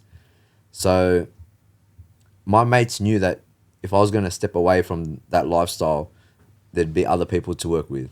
Yeah. Yeah, so they always respected my decision to not do that anymore, and they understood. Yeah, I get you. Yeah. And these friends that you said were the ones that were saying, we're going to have to disown you as a friend if you continue to go into this lifestyle once you get out. Are they still in your life today? And were they the same people that you were doing reckless shit with as a youth? Like, I remember growing up, all my friends that I have today, I'd say 98% of my friends today are friends that I met just doing trap shit, just doing dumb shit as a kid. Yeah. You know what I mean? It doesn't matter whether it was getting on it or getting rid of it. That's how I know all of my mates. But I'd say that circle was probably 10x back in the day, and you've got the ones that are still involved in that lifestyle. Yeah. Like, most of the people grew up and grew out of it. And we have that commonality, but I had to make a decision at some point along the way. Like, I can't be hanging out with these people who are continued this self-sabotage lifestyle. So I'm curious, like, did you notice a growth of development in the people you were hanging around as well? Like, did everyone kind of make that decision together to evolve? Yes, pretty much. So my real close circle of friends who visited me the most when I was inside, I don't see them as often now, but these guys were like my high school friends too. So we used to party together all the time. We used to do everything together. And when I got locked up, like they were partying maybe for a little bit, and then every weekend, because I was still like, that's where my life had left off when I got locked up. Yeah. Because you were like 22 or Yeah, so? like I was still in that Yeah. party scene, and I was assuming everyone was still going out. Yeah. So every time I'd ring, I'm like, bro, where'd you just go out this weekend? What'd you just do? Yeah. You know? What girls, like, who'd you see? Yeah. I'd ask them that question all the time, and I didn't understand at the time because their reply was always, bro, we're getting old, man. We're not really partying, bro. We're not really doing much, man. Yeah. You're not missing out on much, I'm telling you. I didn't realize that they were moving on with their lives. Yeah. I didn't realize it. Like, I couldn't comprehend it. Yeah. Couldn't understand why. As time passed on, I noticed that, okay, everyone's getting married, having a kid, getting engaged, buying their first home, starting a business, buying a car. Like, everyone's graduating uni. Everyone's just moved on with their lives. And that's when it kind of hit me. I'm like, fuck. Everyone's moving on with their lives. And that was another key point of me getting into training, because I needed to do something to move on with my life, because I was getting frustrated that everyone around me on the outside, my friends, were moving on with their lives, and I couldn't move forward with my lives. Like, how can I get married? How can I get engaged? How can I start a business? How can I finish uni? I can't do any of these things that all my mates are doing. Like, I want to catch up, but I can't. Yeah. So I was getting super angry. And that was another switch for me to really dial into my training, because if I can't move forward with the things that I can't control, but I got to find things that I can control and move forward with that. Yeah, I like that. I want to know what your opinion is on this. So, because I've got a lot of retarded idiot mates, right? I love them all, but we're all retarded. If someone goes away for any form of dumb shit they've done wrong, like, some of the people I know, when we're even phone calls or letters or visitations, anything, they're like, and I understand the whole premise. You want to constantly just be able to tell stories, and you want to, it's entertain your mate, give him something to talk about and shit while he's in there. It's like, you can't say, hey, what are you doing? What are you up to? How's, because like, you kind of just have to talk about yourself. But some of the boys are like, man, when you get out, we'll throw this massive party. We'll go fucking do this. Like, we'll go on a bender, all this stuff. But I try and take a more of an approach where it's like, yo, this is the things that like people are doing in their lives to move forward, instead of like, let's just hang on to the past and the fruitful, sinful youth, the things that we were doing before. So it's more like, hey, I know this person who bought this house, this person's getting married, this person's having a kid. These are the actual thing. And I even kind of write it, even when I'm writing a letter, like, these are the things that I feel like are the most exciting parts of life that we should aim towards. Instead, being someone who's been inside, especially doing a long, like 4 years, what would be the best kind of message to receive? Like, look forward to having fun, because that's what you were enjoying? Or would it be going through that shit feeling you felt, which was like, fuck, everyone's moving forward and I'm not? Honestly, like, I remember looking forward to my party of when I got out, like that first party that I'm going to have, because that's where my life had left off. So I feel like that's everyone's dream when they go. Yeah. Everyone's just talking about that party. Yeah. But I feel like when I did get out, it wasn't that great. Not saying that my mates didn't throw a good party, but it's not really what I had wanted. Like, I full went to a rave and everything, and I had fun. Don't get me wrong, I had fun. I had a really good time. But then afterwards, I was like, oh, how do I catch up to everyone? So going back to answer your question, the best thing to do from the outside perspective is to tell people what they're actually missing out on, to remind them that, yeah, but people move on with their lives. People are going to do this. I'm going to have a kid. I'm going to start a business. I'm going to do X, Y, Z. I'm going to be busy. I'm going to move on like a normal person. Not going to party on forever. So you got to remind them that reality is moving forward with your life with these milestones. Yeah, yeah. Okay. Because when you said like you had that realization and it drove you to get into training, you know, to make that adjustment period to catch up to everyone else, like that's probably not something that a lot of people might be able to do. You know, you're very fortunate in a way where you have exercise as a form of progression, but maybe a lot of people get stuck in jail, and I'm just guessing, I'm not even sure, where they don't know how to move forward, they don't know how to catch up. So that's why I was asking, is it good to give them the reality check that people are moving forward, or hold on to the idea that, you know, life is the same as it was when they went in for the first time? Man, I think as men, we learn the hard way, and the hard way is the reality check. Yeah, that's Like right. a lot of the guys I know from inside, a lot of them didn't train until their last 4 months. Okay. They're like, oh shit, I'm going home. I got to make sure that I get out built, you know? Yeah, So then yeah. they start training. Yeah. Whereas me, like, I had 2 years left to go, then I started training, and I came out as a machine. Yeah. But like,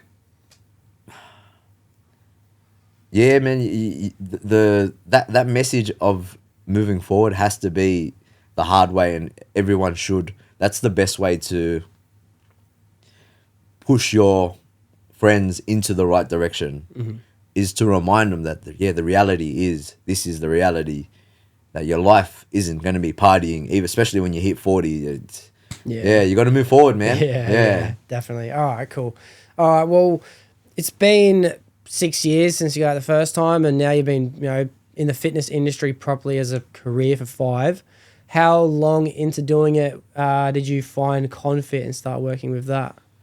Oh, I think it was about, this might be my 3rd year or second, third year. Okay. 3rd year doing Confit. Nice. So, Do you want to explain to, in your words, what Confit is? Because I'm aware of it, but I wouldn't know how to explain it properly, to be honest. okay, so we got Confit Gym, and then we got Confit Pathways. So Confit Pathways is a charity which provides youth mentoring to young people inside the juvenile system. It is a 2-part program where we go into the juveniles and we teach them how to train the way that we train in jail. And then we talk to them about life and mindset, and kind of provide like a male role model to them so they could mimic, and if they want to change their life, they could start sooner rather than later. So our goal is to prevent them from ending up in jail, because the recidivism rate is about like 80% within the first 12 months. Wow. So the chance of them going back into juvie or jail is literally 4 out of 5. Yeah, wow. It's pretty high. Wow. Yeah. What's the rates like with reoffending people from jail as adults? Is that high? It's a little bit less. It's a little bit less, but it's still high. Yeah.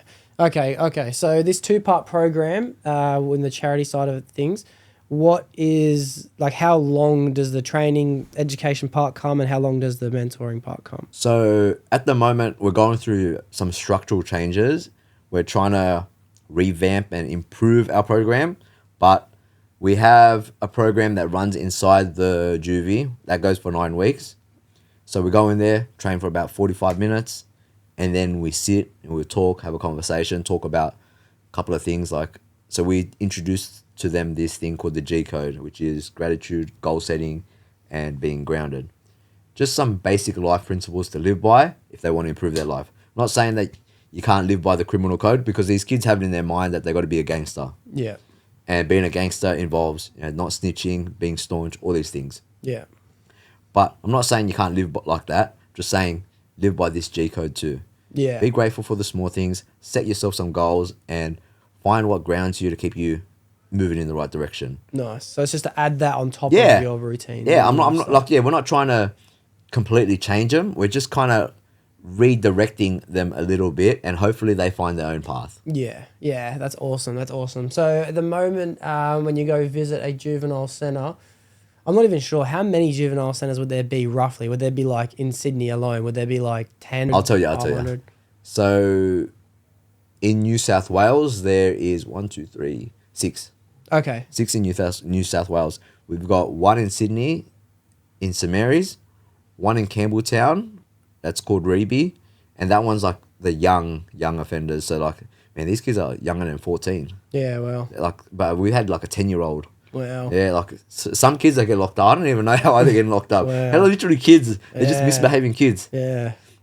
And then there's one just up Central Coast in Gosford. That one is Frank Baxter.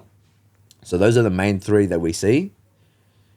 There's one in Arana, which is in Dubbo. Riverina is in Wagga Wagga.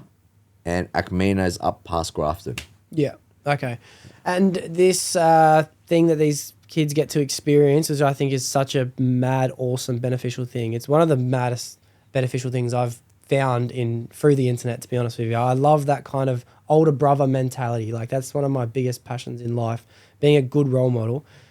How often do these centers even let you go, or are you able to go? Like, is it just like a one-time thing for now, or is it like plans to reoccur and do it a couple times? What's the situation like? So we run 9-week programs throughout the school term between Frank Baxter and Cobham. So the Sydney ones, and Reby, they have a program every month. So the Sydney ones are very frequent.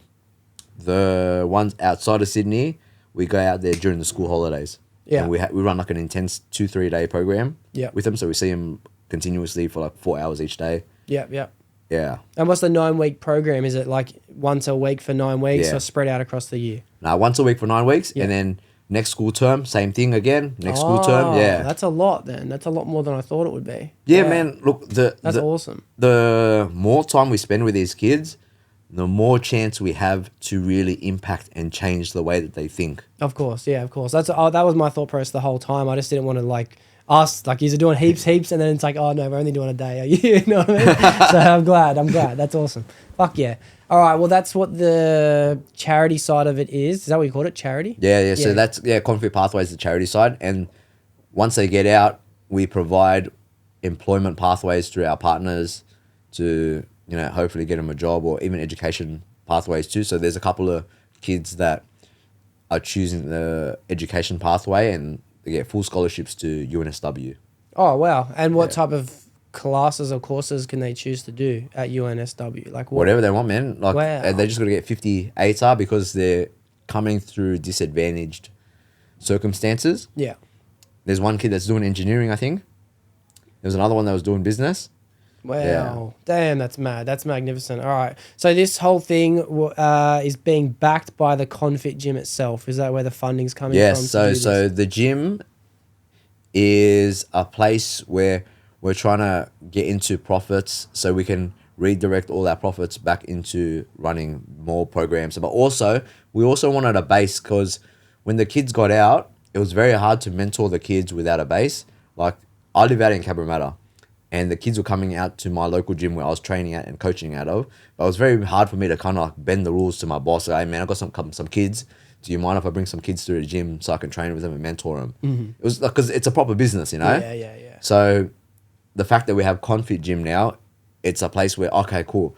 It is a business, but the purpose of this business is to bring the kids through to reintegrate them back into communities. Yeah. Damn. Yeah. Fuck yeah. That's sick.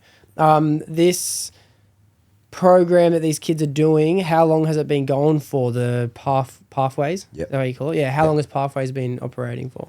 Oh, I think it's been about 4 years. So Joe started by himself, and a couple other boys he brought on a year on his own, and then I came in the year after because he released a video on Instagram. I remember watching this video. It was like New Year's Eve, or close to New Year's Eve, and I was kind of like looking for another purpose in my life. And I remember seeing this video where he was going into the schools, not the schools, the juvies. He was training them, and he was helping them, and like there was interviews from the kids, and I'm like, oh, I want to be a part of this. I want to help young people.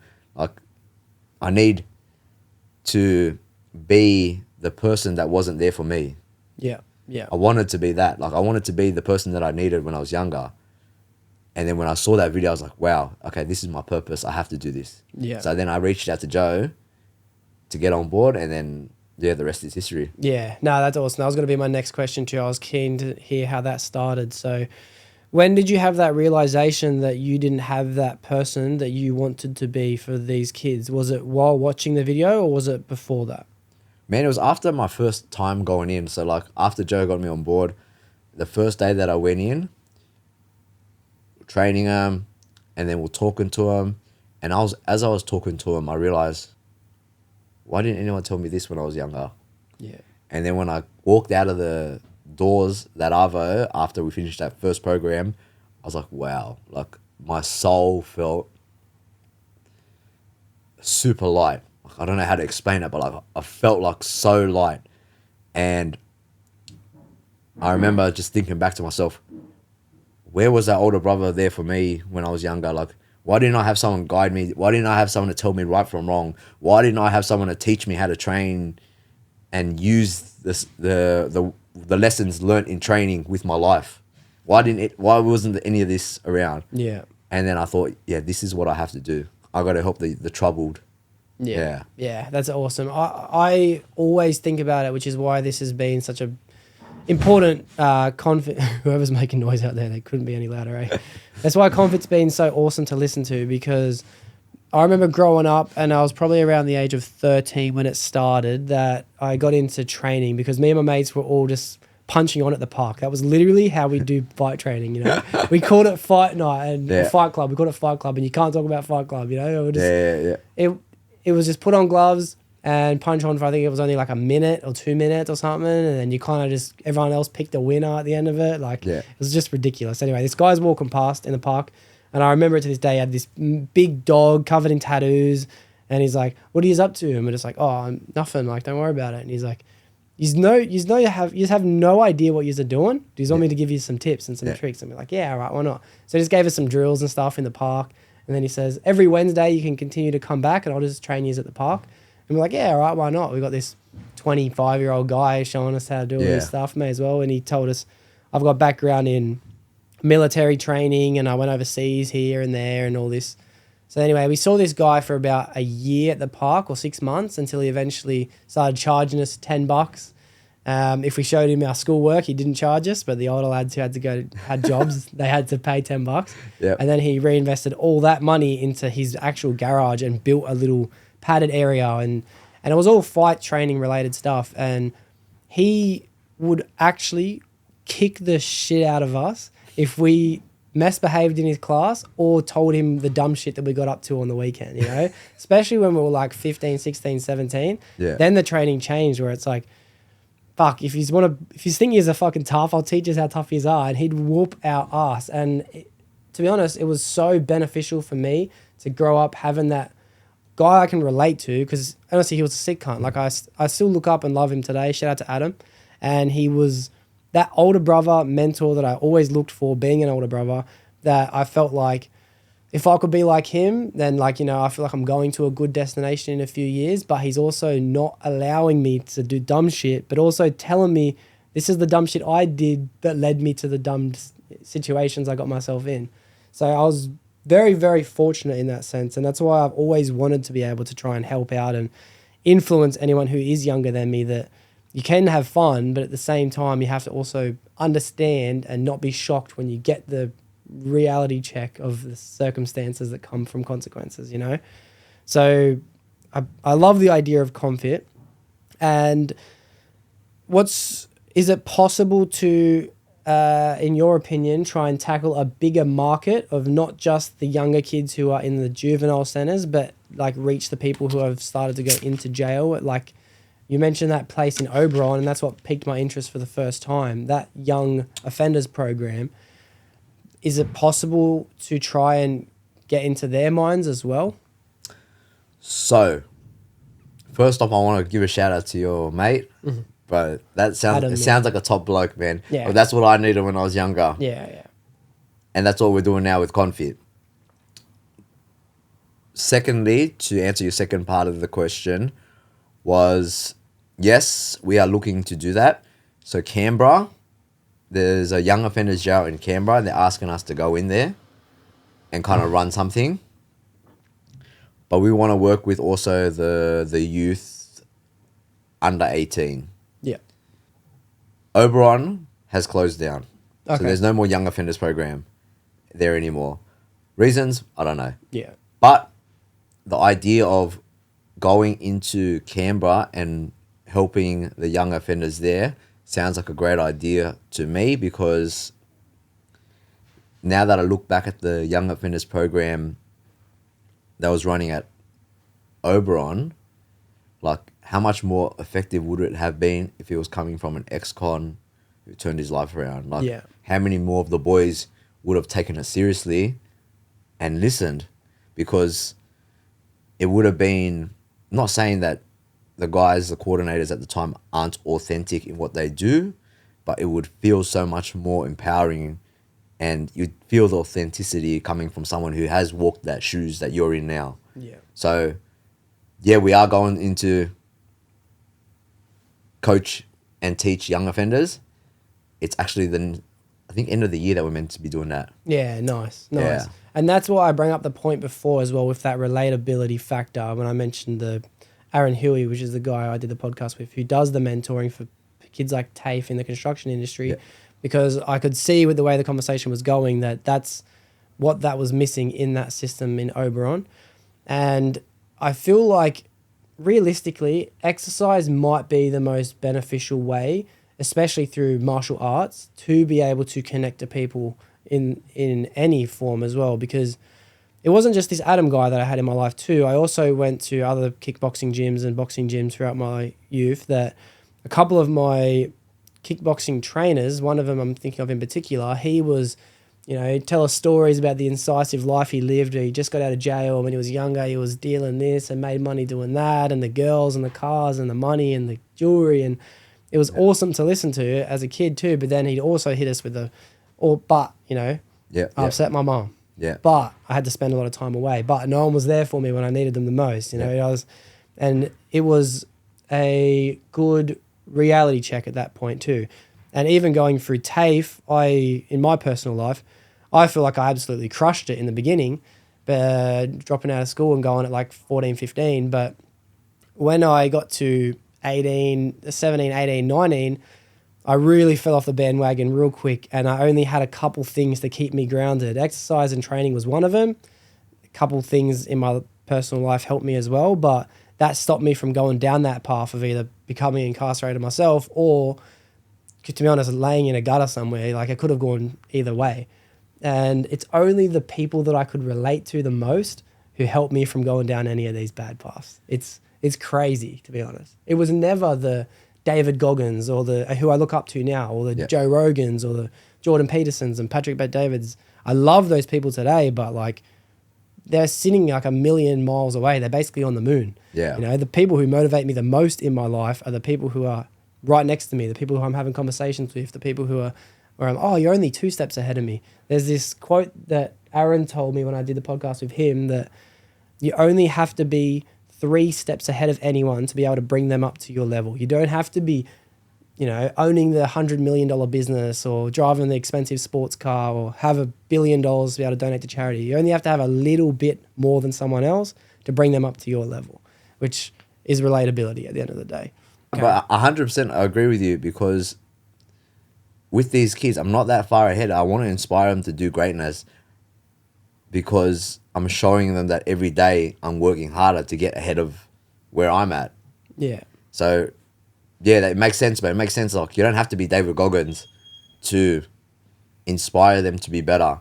You just have to be a little bit better, but you also have to show that you're trying to get even further up. Yeah. And it's that self-belief too. You obviously have got self-belief to be able to understand that where you are right now isn't even the end of the road. Like, you got a lot more to go. So it's like you kind of want to bring people up through the journey with you, and that's this quote that I heard from Patrick Bet-David as well, that if you want to become successful, you can't do it alone. One of the secrets to the universe is, if you want to be at the top, you have to bring people along with you. If you want to become a millionaire, start a business with a friend and then grow that $1 million business. If you want to die a happy person, you have to find a wife to be able to grow that happy long marriage with.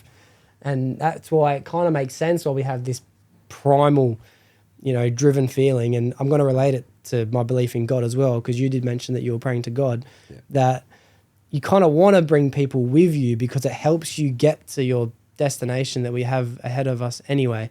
And I mentioned that because, as you said, you were praying to God those two prayers. When you mentioned them, it made me realize something as well. I find a lot of relation. My first prayer is always, God, first of all, I want to pray for my mom, my dad, my brother, my sister, my friends, my family, blah, blah, blah.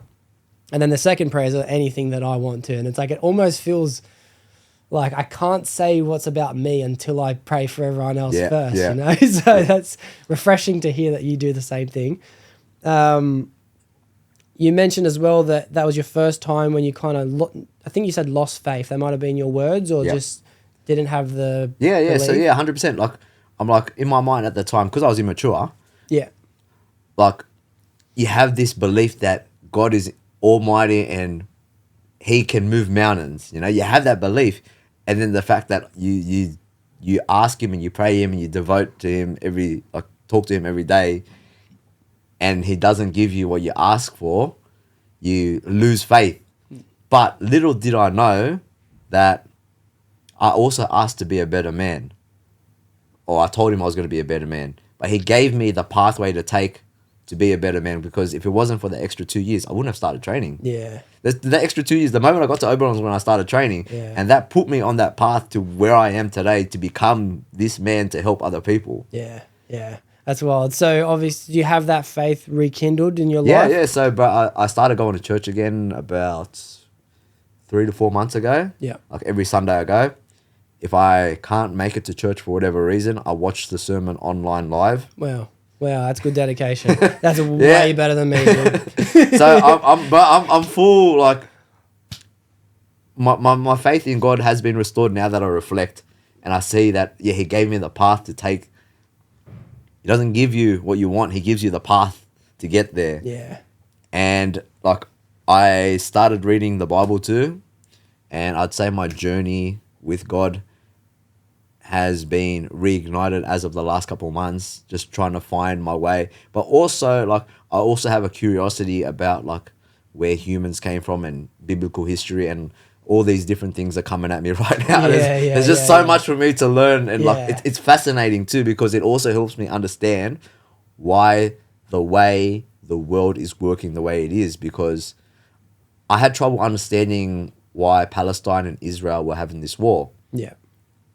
And then I read the Bible, and then people were telling me, bro, the people in the Bible are the Israels, like the Israelis. And I'm like, okay, it makes sense now, because they're God's people, and this war for land. Like, I'm understanding the way the world works because I'm understanding biblical history. Yeah. And it makes sense to me, and that's like, I'm trying to just learn more. Yeah, that's a spiritual journey. That is the definition of spiritual journey too. It's curiosity that is what creates every spiritual journey. It's not until you are open to the idea of God even being real that God can exist in your own life. So it's not until you're curious about, like, why are they fighting? And then the more you research, the more you learn. It's not just prophesied in the Bible. It's also what Islam has been preaching about for almost as long as history as well. But spiritual journey is crazy. But you mentioned it yourself, and it's kind of my quote that I've been trying to build that always gets added to. Yeah. It's that feeling when you lost faith, because you know God can move mountains, but it's like, why isn't he moving mountains for me? If he can exist, why am I not getting what I've been asking to get? And it was the man at the end of the day. It wasn't the exact situation. Yeah. Life will give you whatever you want. And I use life because life and God in my head do the same thing. Life will give you whatever you want. You just won't get what you want when you want it. And most of the time, you don't even know what you want. You know what I mean? But you're going to get it. And it's crazy. And to be honest, spirituality and God and religion and belief, they're one of my most favorite topics of discussion, because it's only time that will ever give you the perspective to understand that, like, oh shit, God had my back this whole time. You know what I mean? But here I was resenting, and like, he's been there the entire time. 100%. You know, I always say this to disbelievers. This is a way that I prove that God is real, and it doesn't matter which God you believe into. So it could be any God that you believe into, Buddha, whatever. Okay, whoever you worship, there is a God. Yeah. And this is how I prove it to people who I talk to, like atheist people.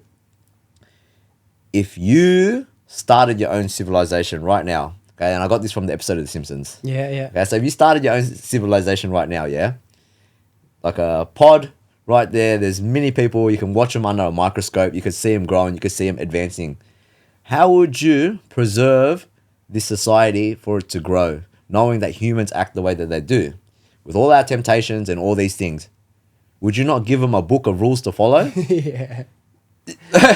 With morals? Yeah. Would you not do that to preserve the society, to make sure that they grow? Yeah. Like if I was a person and I started my own civilization and I wanted this civilization to thrive the best they can, I would give them a book of rules to follow so they could not suicide on themselves. Yeah, of course. So of course. if I would do that, then what's going on here in this civilization, Yeah. Someone must have given us a book of rules Yeah. to follow when they created us, and that's how I believe that God is real. Yeah. And I ask any person who could think for himself, if you started a civilization, how would you preserve the sanctity, or would you let them suicide on themselves? Yeah. Well, the crazy part of it is like we have been given the gift of free will and free choice, which is probably the most greatest gift we could have been given, other than being alive in itself. But in that sense, we actually have the freedom to be able to have the non-belief or the resentment or that period of disbelief, which is something that is ultimately the only thing that would ever work. Otherwise, it would be enslavement. It would come without.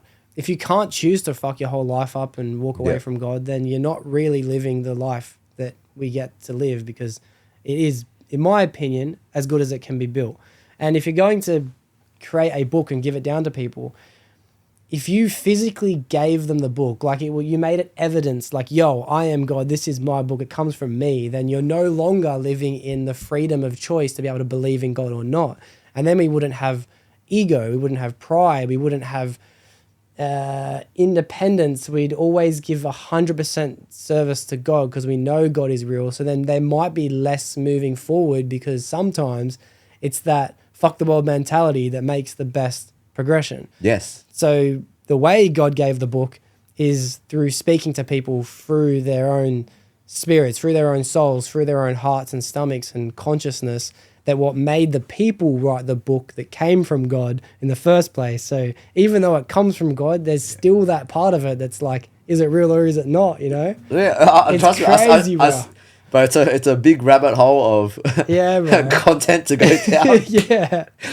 yeah. But it's a very big, long rabbit hole. But I 100% agree with you, man. Like there's so much what ifs, so many questions, maybes. Think so many small things could have went different ways, and you would have completely different outcomes. Yeah, it's so deep. It's the deepest possible conversation you can ever have.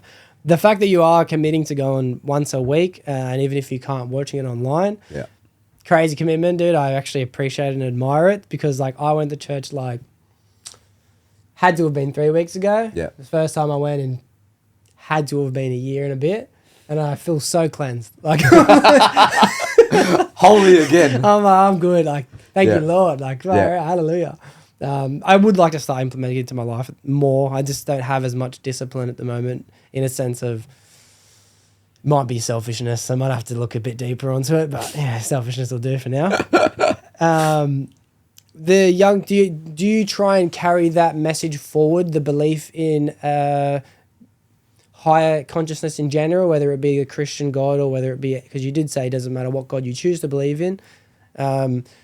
Is that something that you try and take to the front battlegrounds when you are trying to reach out to the younger generations, or do you couple it I'm going to relate to myself. I couple that with the fact that, like, if I was that age, would this push me against the idea of listening to this person in the first place? Yes and no. Okay, so sometimes when I'm talking, I would, like, in our talks, sometimes I mention God, like, just real subtly, like, God put me here to do this.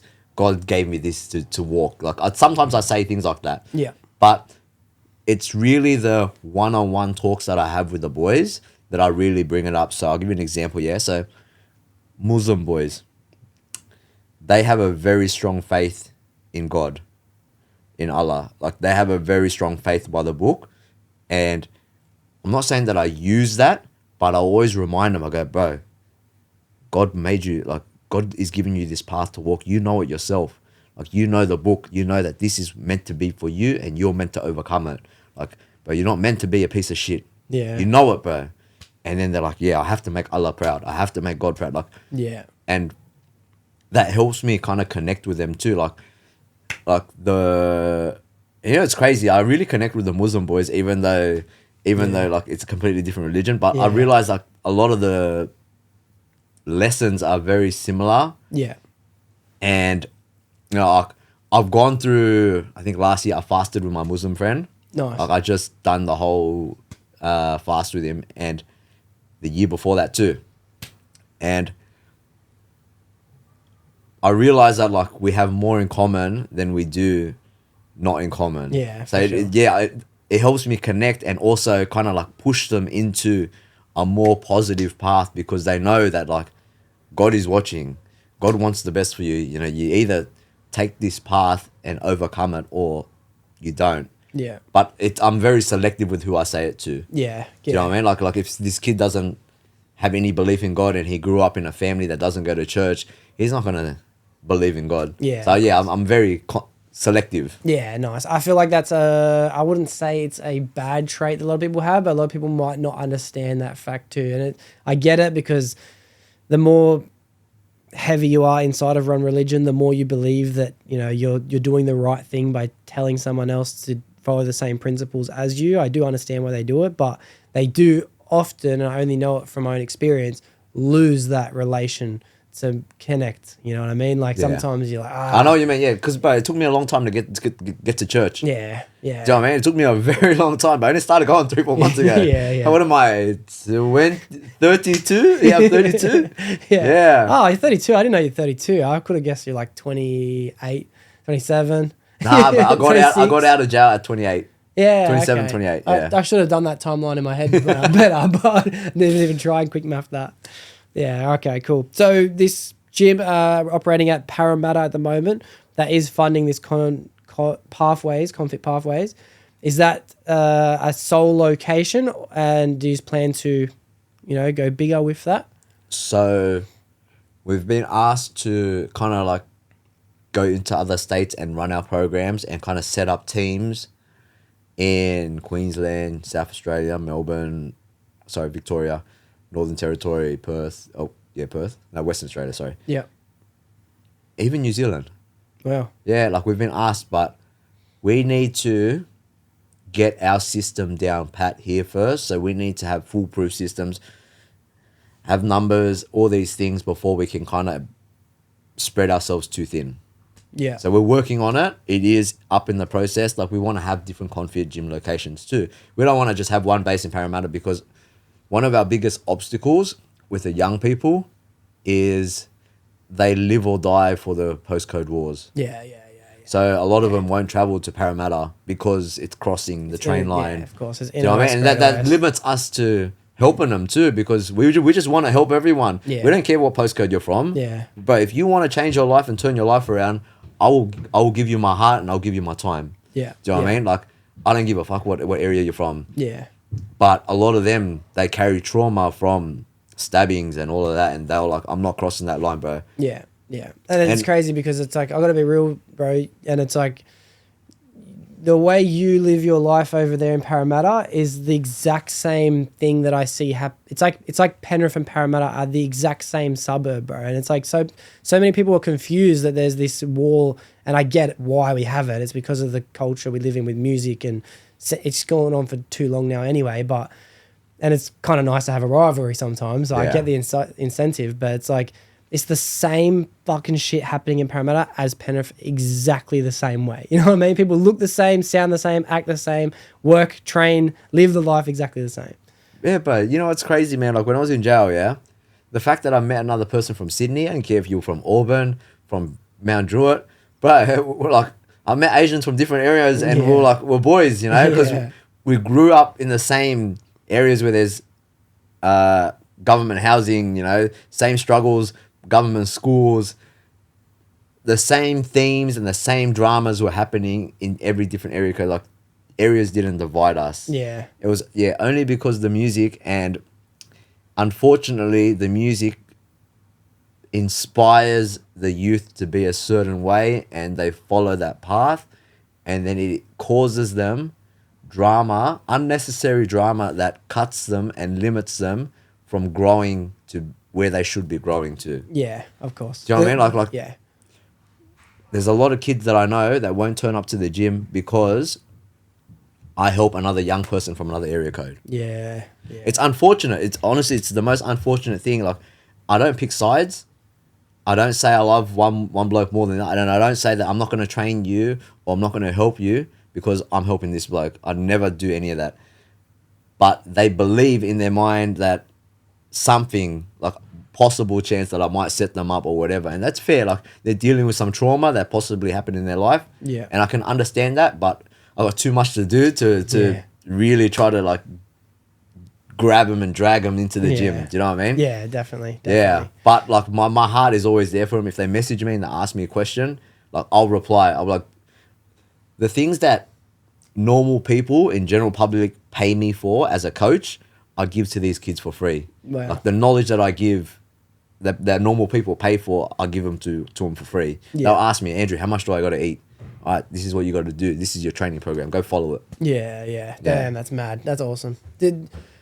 What does your routine look like from today? So your normal work, like 5 days a week, weekends, schedule PT classes, programs, like does it have a schedule or is it constantly changing as the days go on? It's 1 week will look this. It's like fortnightly. It changes every fortnight. So 1 week I'm on morning shift at the gym at Parramatta, and then the next week I'm on afternoon shift. And so my schedule's always constantly changing around that. Yeah. So I'll give you it's all over the place, man. Mm-hmm. So I'll list the things that I do. So it's mentoring, coaching, running classes at the gym, social media management for the gym, my own personal coaching, so my one-on-one coaching, my own social media, my combat training, so my boxing, my Muay Thai, and then my own weights too. And yeah, my normal people, relationships and all that, normal family life. Yeah, so I'm juggling all of that, and it's constantly changing and changing and changing. Yeah. Damn. I find that there's this chapter in Jordan Peterson's book, 12 Rules for Life, called Order and Chaos. And it means kind of the same thing. I see it as yin yang Taoism anyway. It's very, very similar. I see it the same way as the angel and the devil sitting on each shoulder as well, where you kind of have to have chaos. You can't have a boring everyday life routine. It actually is a mad study that I read that leads to Alzheimer's. If you wake up at the same time every day, travel the same route to work the same job for 20, 30 years, drive home, watch the same TV shows, that leads to Alzheimer's because you kind of don't develop that muscle, which is your memory capability. You're not taking in more information, so you can't store it. Anyway, that was a sidetrack. But that's the chaos part of it is, I believe, to be beneficial, but you still have to have the order inside it. So even though your life might be constantly changing, you still have your roots that you're going to stick to, your social media management, your training, your PT, your working, all these things. Just the first few of them, like being employed, running your own social media, and then running a specialist social media for someone else, that in itself is a massive thing to juggle. And then training yourself on top of that, Muay Thai, boxing, which we didn't even get into, which unfortunately we are not going to have time to go into. Like, you're juggling a lot, dude. So my hat comes off to you for the fact that you're just putting on a new hat every fucking couple of hours. And you know what, man? I could literally quit everything right now if I wanted to, and I'd be fine. Like, I could limit the amount of workload and tell everyone, nah, I'm not doing it anymore. I could just take the easy route. But another reason why I keep pushing myself to work even harder and just handle the stress is because I asked to be a youth mentor. And I said this in one of my videos the other day. I called them all out for being bums. Yeah. So right now I don't have a license, yeah? How am I juggling all these things without a license? I'm still able to train at least twice a day. I'm still able to hold down 2 jobs, my own social media and the gym social media. Like, how am I handling all these different things and still moving forward in my life when all they have to do is hold down one job and train once a day? Yeah. How can you not look after your health and look after your finances with one job and one training session a day when I'm doing all these multiple things without a license? Yeah. So Yeah. that's another reason why I push myself to do it, because hopefully it inspires them that, yeah, you know what, Andrew's got it tough. He's making it work. I need to make it work. I can't use the excuse that, yo, I don't have a license. I got to find a way to make it work. Yeah. Yeah. Yeah. No, it's mad motivating, dude. And it's nice and refreshing to hear that people are struggling along with you, because I myself personally know what it's like to try and juggle so much shit where to be honest, there just isn't enough time to hit every to-do list. It's not, I can make myself a to-do list. It's just going to make me depressed at the end of the day because I can't possibly beat it. And if I can beat it, I'll chuck more shit on top of it that could get done. So it's nice to know that like the struggle is shared, you know what I mean? Like high achieving, high successful, capable people are all on this journey together, you know? Yeah, but I feel you, man. Yeah. I feel you. It's one of the best parts about doing the podcast too. Like I sit down with people who are actively, you know, engaged online. That's how I find most people I sit down with, unless they're the boys. I've always got the boys to come on. Yeah. But it's like for people to put themselves out there in the first place, even that takes effort. If you're going to be making content, you're putting in work. If you're going to be putting work into that, which most of the time doesn't even pay the bills, you're obviously going to put in extra effort towards making the bills happen as well. And it's nice to be able to have refreshing conversations with people who are actively trying to move forward in endeavors. Bro, it's never ending. It's never ending work too, because, you know, like when you put content out, yeah, sometimes you feel like the ROI isn't there. Yeah. Do you know what I mean? Like you're putting out all this content in a week and your bank account sometimes doesn't change. And I'm just like, Sometimes it goes down just doing the content. I know, you know, it stresses me out so much, but like I go back to what I was saying before. The only reason why I'm doing it is to push the young people to realize you just got to keep chipping away when everything seems hopeless. And it's you don't even have to come from nothing, but normal people are doing it. And I always try to remind them, bro, you're competing with all these different people who come from all these different walks of life. I know you got it hard and you got nothing to start with, but that means you got nothing to lose. Yeah. That's mad. Before I end up wrapping it up, because I'm going to have to wrap it up soon, the podcast has almost hit its end point.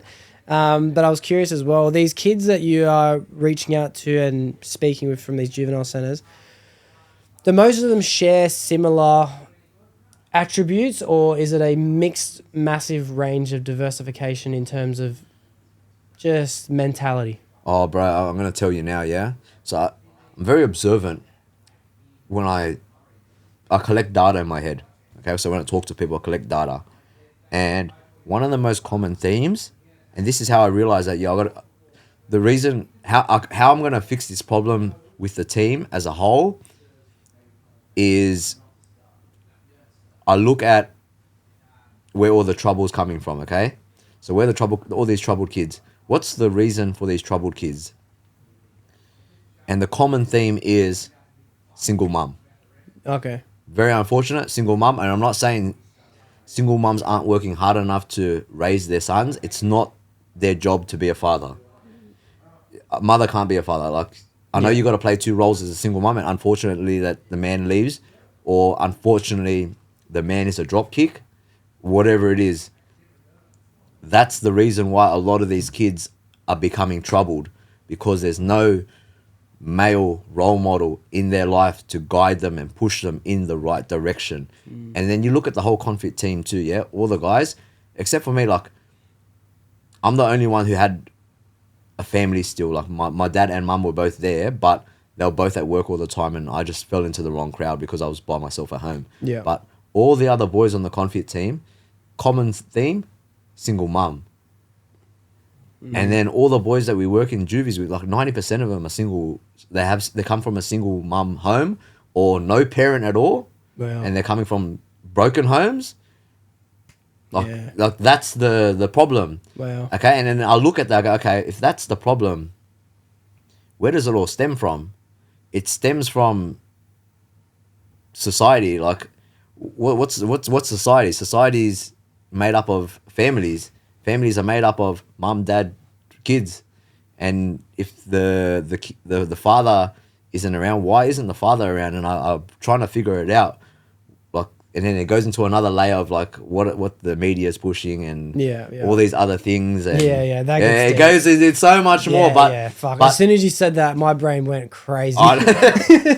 That's how observant I am, because I genuinely want to fix the problem. Yeah. But I realize that how I fix the problem is I have to be the best version of myself to fight all these different influences, because when these kids are at home and there's no male role model to guide them, where do they look? The music. Yeah. And the music is talking about gangs and shooting each other up and hanging out in the streets all day. I have to fight for their attention, and I have to fight for the influence to guide them to. I'm like, guys, you'd rather be fit, man. You'd rather be working hard and training hard, because, bro, that's the win. The gang life, it doesn't pay, you know. Only 1% of people really make it in the gang life. I reckon even less, dude. Like, I even said it when I was a kid growing up, which everyone was trapping. It was like, I knew one person in my whole life who made himself a goal that he wanted to save up like 15K, buy his car so he can travel to work and start his apprenticeship. That's the only person I've ever met who got in and got out in my whole life. Everyone else either like got done or got stabbed or fucking.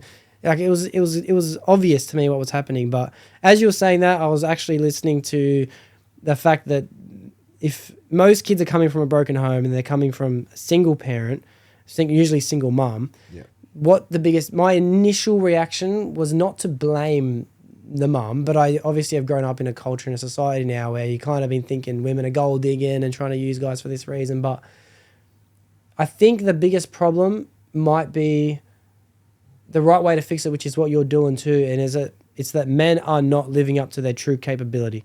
Yeah. You know? And for whatever reason, a woman might leave, or she might think a guy's a drop kick, or for whatever, she could be a gold digging, nasty woman. Trust me, it's possible. But if a guy was really living up to his truest of capabilities, then there should be no reason ever for the home to be broken in the first place. Going back to that same thought, broken, I've seen this also. Separated homes, kids can still thrive from separated homes as long as the father is still active in their life and the father is a fucking good person. Yeah. So I'm not saying you shouldn't break up as a family. Of course. Yeah, people don't stay together for whatever reason, that's fine. But the father, the man, needs to step up in their child's life and be active to spend time with them and lead them and show them which way is right from wrong. Yeah. And this might come as, you probably know this already too, but I've been thinking about it for months now as well. And I can relate it to this as well, because Patrick Bet-David made a quote in his book, Choose Your Enemies Wisely, which was a book about, you know, how to become successful. And he says there's 2 things you need to have in order to become a high achieving man. First one is unconditional love. Yep. If you have unconditional love, you'll always have grounding. And that usually only comes from a mum. Yep. The second thing is an enemy, but I'm going to focus on the first one. So a mum can never be replaced, in my opinion. Like, the motherly nurturing thing is not something that you can replace. But we haven't got the word mother figure, but we have got the word father figure in society too. So just because a kid doesn't have a positive role model for a man doesn't mean that for the rest of us, we can't step in and try and fix this problem that society's brewed for us all to be in, you know. Just being an older brother, stepping in as it could be a stepdad, or it could just be a mentor, a role model, a guider, a fight trainer. Yeah. I was fortunate enough to have good teachers and trainers, and, you know, guys would kick the shit out of me if I did the wrong thing. Like, these are things that are father figures. I still have a father. I love my dad. He's amazing. I couldn't replace my dad, but I can see how anyone could have benefited out of having these things. Yeah, but 100%. Like, the mum does her job, giving unconditional love, putting a roof and shelter over the kid's head. But the kid needs a male. Like, I know so many guys who grew up as in a single parent household, but they were just lucky to have a good boxing coach to keep them off the streets. Yeah. A good man in their life, a good older brother, someone to guide them in the right way, or to kind of ignite the fire for them to not be like their father. Yeah. Do you know what I mean? Dream bigger. To dream bigger. Yeah. You know, but there needs to be someone there to inspire them. And, you know, I've seen, like, I'm not going to blame it on the music because like I'd say it's the main influence, but I'm not going to blame it. But I'm going to say like, let's say kids growing up without a male figure, father figure, and then there's kids who grow up in a normal household and listen to the rap music and they want to be gangster. But they don't end up being gangsters because there's always a prevalent male role model somewhere in their life, Yeah. whether it be an older brother or an uncle or someone or a father saying, doing. Yeah. Go to work. Yeah, yeah. Go to work, man. You have a job to do. Yeah. You know what I mean? I better not scare dad. Sorry, I better not piss dad off. Yeah. You know what I mean? So, like, I'm not saying music is the blame, but there needs to be another influence. Yeah, because we mimic where the quote is monkey see, monkey do. We mimic what we see. I think that what we hear does play a big influence too, but what we see is what really drives us to dream big and imagine a possibility. So by doing what you're doing, making content, trying to reach the younger generation, honestly, it definitely helps because you're jacked, you yadded up completely. Like it's something incisive for kids to have that relation to as well. But music obviously does play a big factor, but I believe what has changed the game is music videos. You watch the videos of you know, as I say, 1-4 doing their fucking crazy flares and bikes and shit, running over shopping centers with bikes full of islanders. You know what I mean? Like that's the incisive part that makes people go towards the wrong path. But when you see refreshing quality content of progression, like I think it can be just as motivating. So we can fight this war on evil by playing into that game. You know what I mean? You know, if you can't beat them, join them, but still stick to the morals at the end of the day. But you know what's crazy? When 1-4 first put out the song, The Message, I full clicked with that song because I had just gotten out of jail. Like I've been out for a year or a bit or something, and a lot of the punchlines were like street related and jail related, and I was full connecting with the song. Yeah. And it was like relatable to me, and I'm like, wow, strips, talking about bringing strips into jail. I'm like, wow, like, and because in jail, like Asians and Islanders at the time when I was inside jail were like family, so I was connecting with the song so much, and then I was just listening to a lot of the music, and that's when I kind of realized how powerful music is. Yeah. And then I kind of stopped listening to it because I realized that there were other Islanders with the postcode wars, and I'm like, oh, better not piss off these ones because I love all the Islanders. Yeah. And it's like I don't want to pick sides, so I just kind of stopped listening to it. And that helped me kind of form my own light to try to find and be a better positive influence because I realized how much of an influence the music had. Because it even influenced me. I'm the same too. I definitely think so too. And it is crazy how deep the actual war inside Sydney can go between Inner West and Greater West. Like music's just a way to paint the picture that already exists, that I'd say 85% of the people don't even know it's happening. It is crazy. I do unfortunately have to wrap up the podcast. All right. There was plenty of content. I can't wrap it up though without asking you my final question that I do ask everyone that comes on. And it's that if someone came to, and you can choose to imagine whoever it is in your head when I ask this question, but if someone came to you because they were feeling depressed, mostly because they were just lost, what advice would you give to that person? Okay. So I'm just going to picture myself if I was feeling depressed and lost when I was younger. Because, so in my first year of jail, when I was in Bathurst, like that was probably like the lowest point in my life because everything got taken away from me. You know, your life does a 180, and I was feeling depressed at that time because, I was lost too because I didn't know where my life was heading. The advice that I'd give to my younger self would be picture your life on what you want out of it. So like exactly what you look like. Have a clear vision of exactly what you want to look like, who you want to look like, how much money is in your account, how many kids you want to have. Just picture all of that. If you could change your life, picture exactly what you want and then push it 5 to 10 years into the future and just put down what things you can do now to get there. Because if you can clearly picture exactly where you want your life and what you want your life to look like, then it is another reality of yourself that is achievable. You just got to move towards that way. Yeah, so really visualize. That's what helped me kind of get to where I wanted to get to, was visualize where I wanted to go and who I wanted to look like and what I wanted to be like, and just start doing the things I wanted to get there. Yeah. I love that question because, and I say it every episode, that there's a different answer at the end of every episode. And pushing something 5-10 years in the future is honestly a very powerful thing to do, because people overestimate what they can get done, for me, in a day, but they underestimate what they can get done in a decade. You know, like if I don't even really look 10 years too often into the future, because I underestimate what can get done. But really, I can get done anything I can possibly want to get done in 10 years' time. You know, it's crazy. And it is starting with what you can control today. You know, it's those small steps. So I couldn't have asked for a better answer. Yeah, it was Thank you, bro. It was a good question, man. Like, I really thought about it for a second. Oh, it's a good one. Yeah. Yeah, it's a good one. Yeah. Like, I get people do DM me from time to time, like, "Oh, Andrew, I'm feeling depressed," you know? And I'll give them the typical Andrew Tate fucking response. Yeah. Get a six-pack first. Yeah. Go train hard, man. What are you doing, bro? What are you doing with your life, bro? You got no girls, man. Like, you know? Yeah. Like, bro, get your shit together first. Yeah. But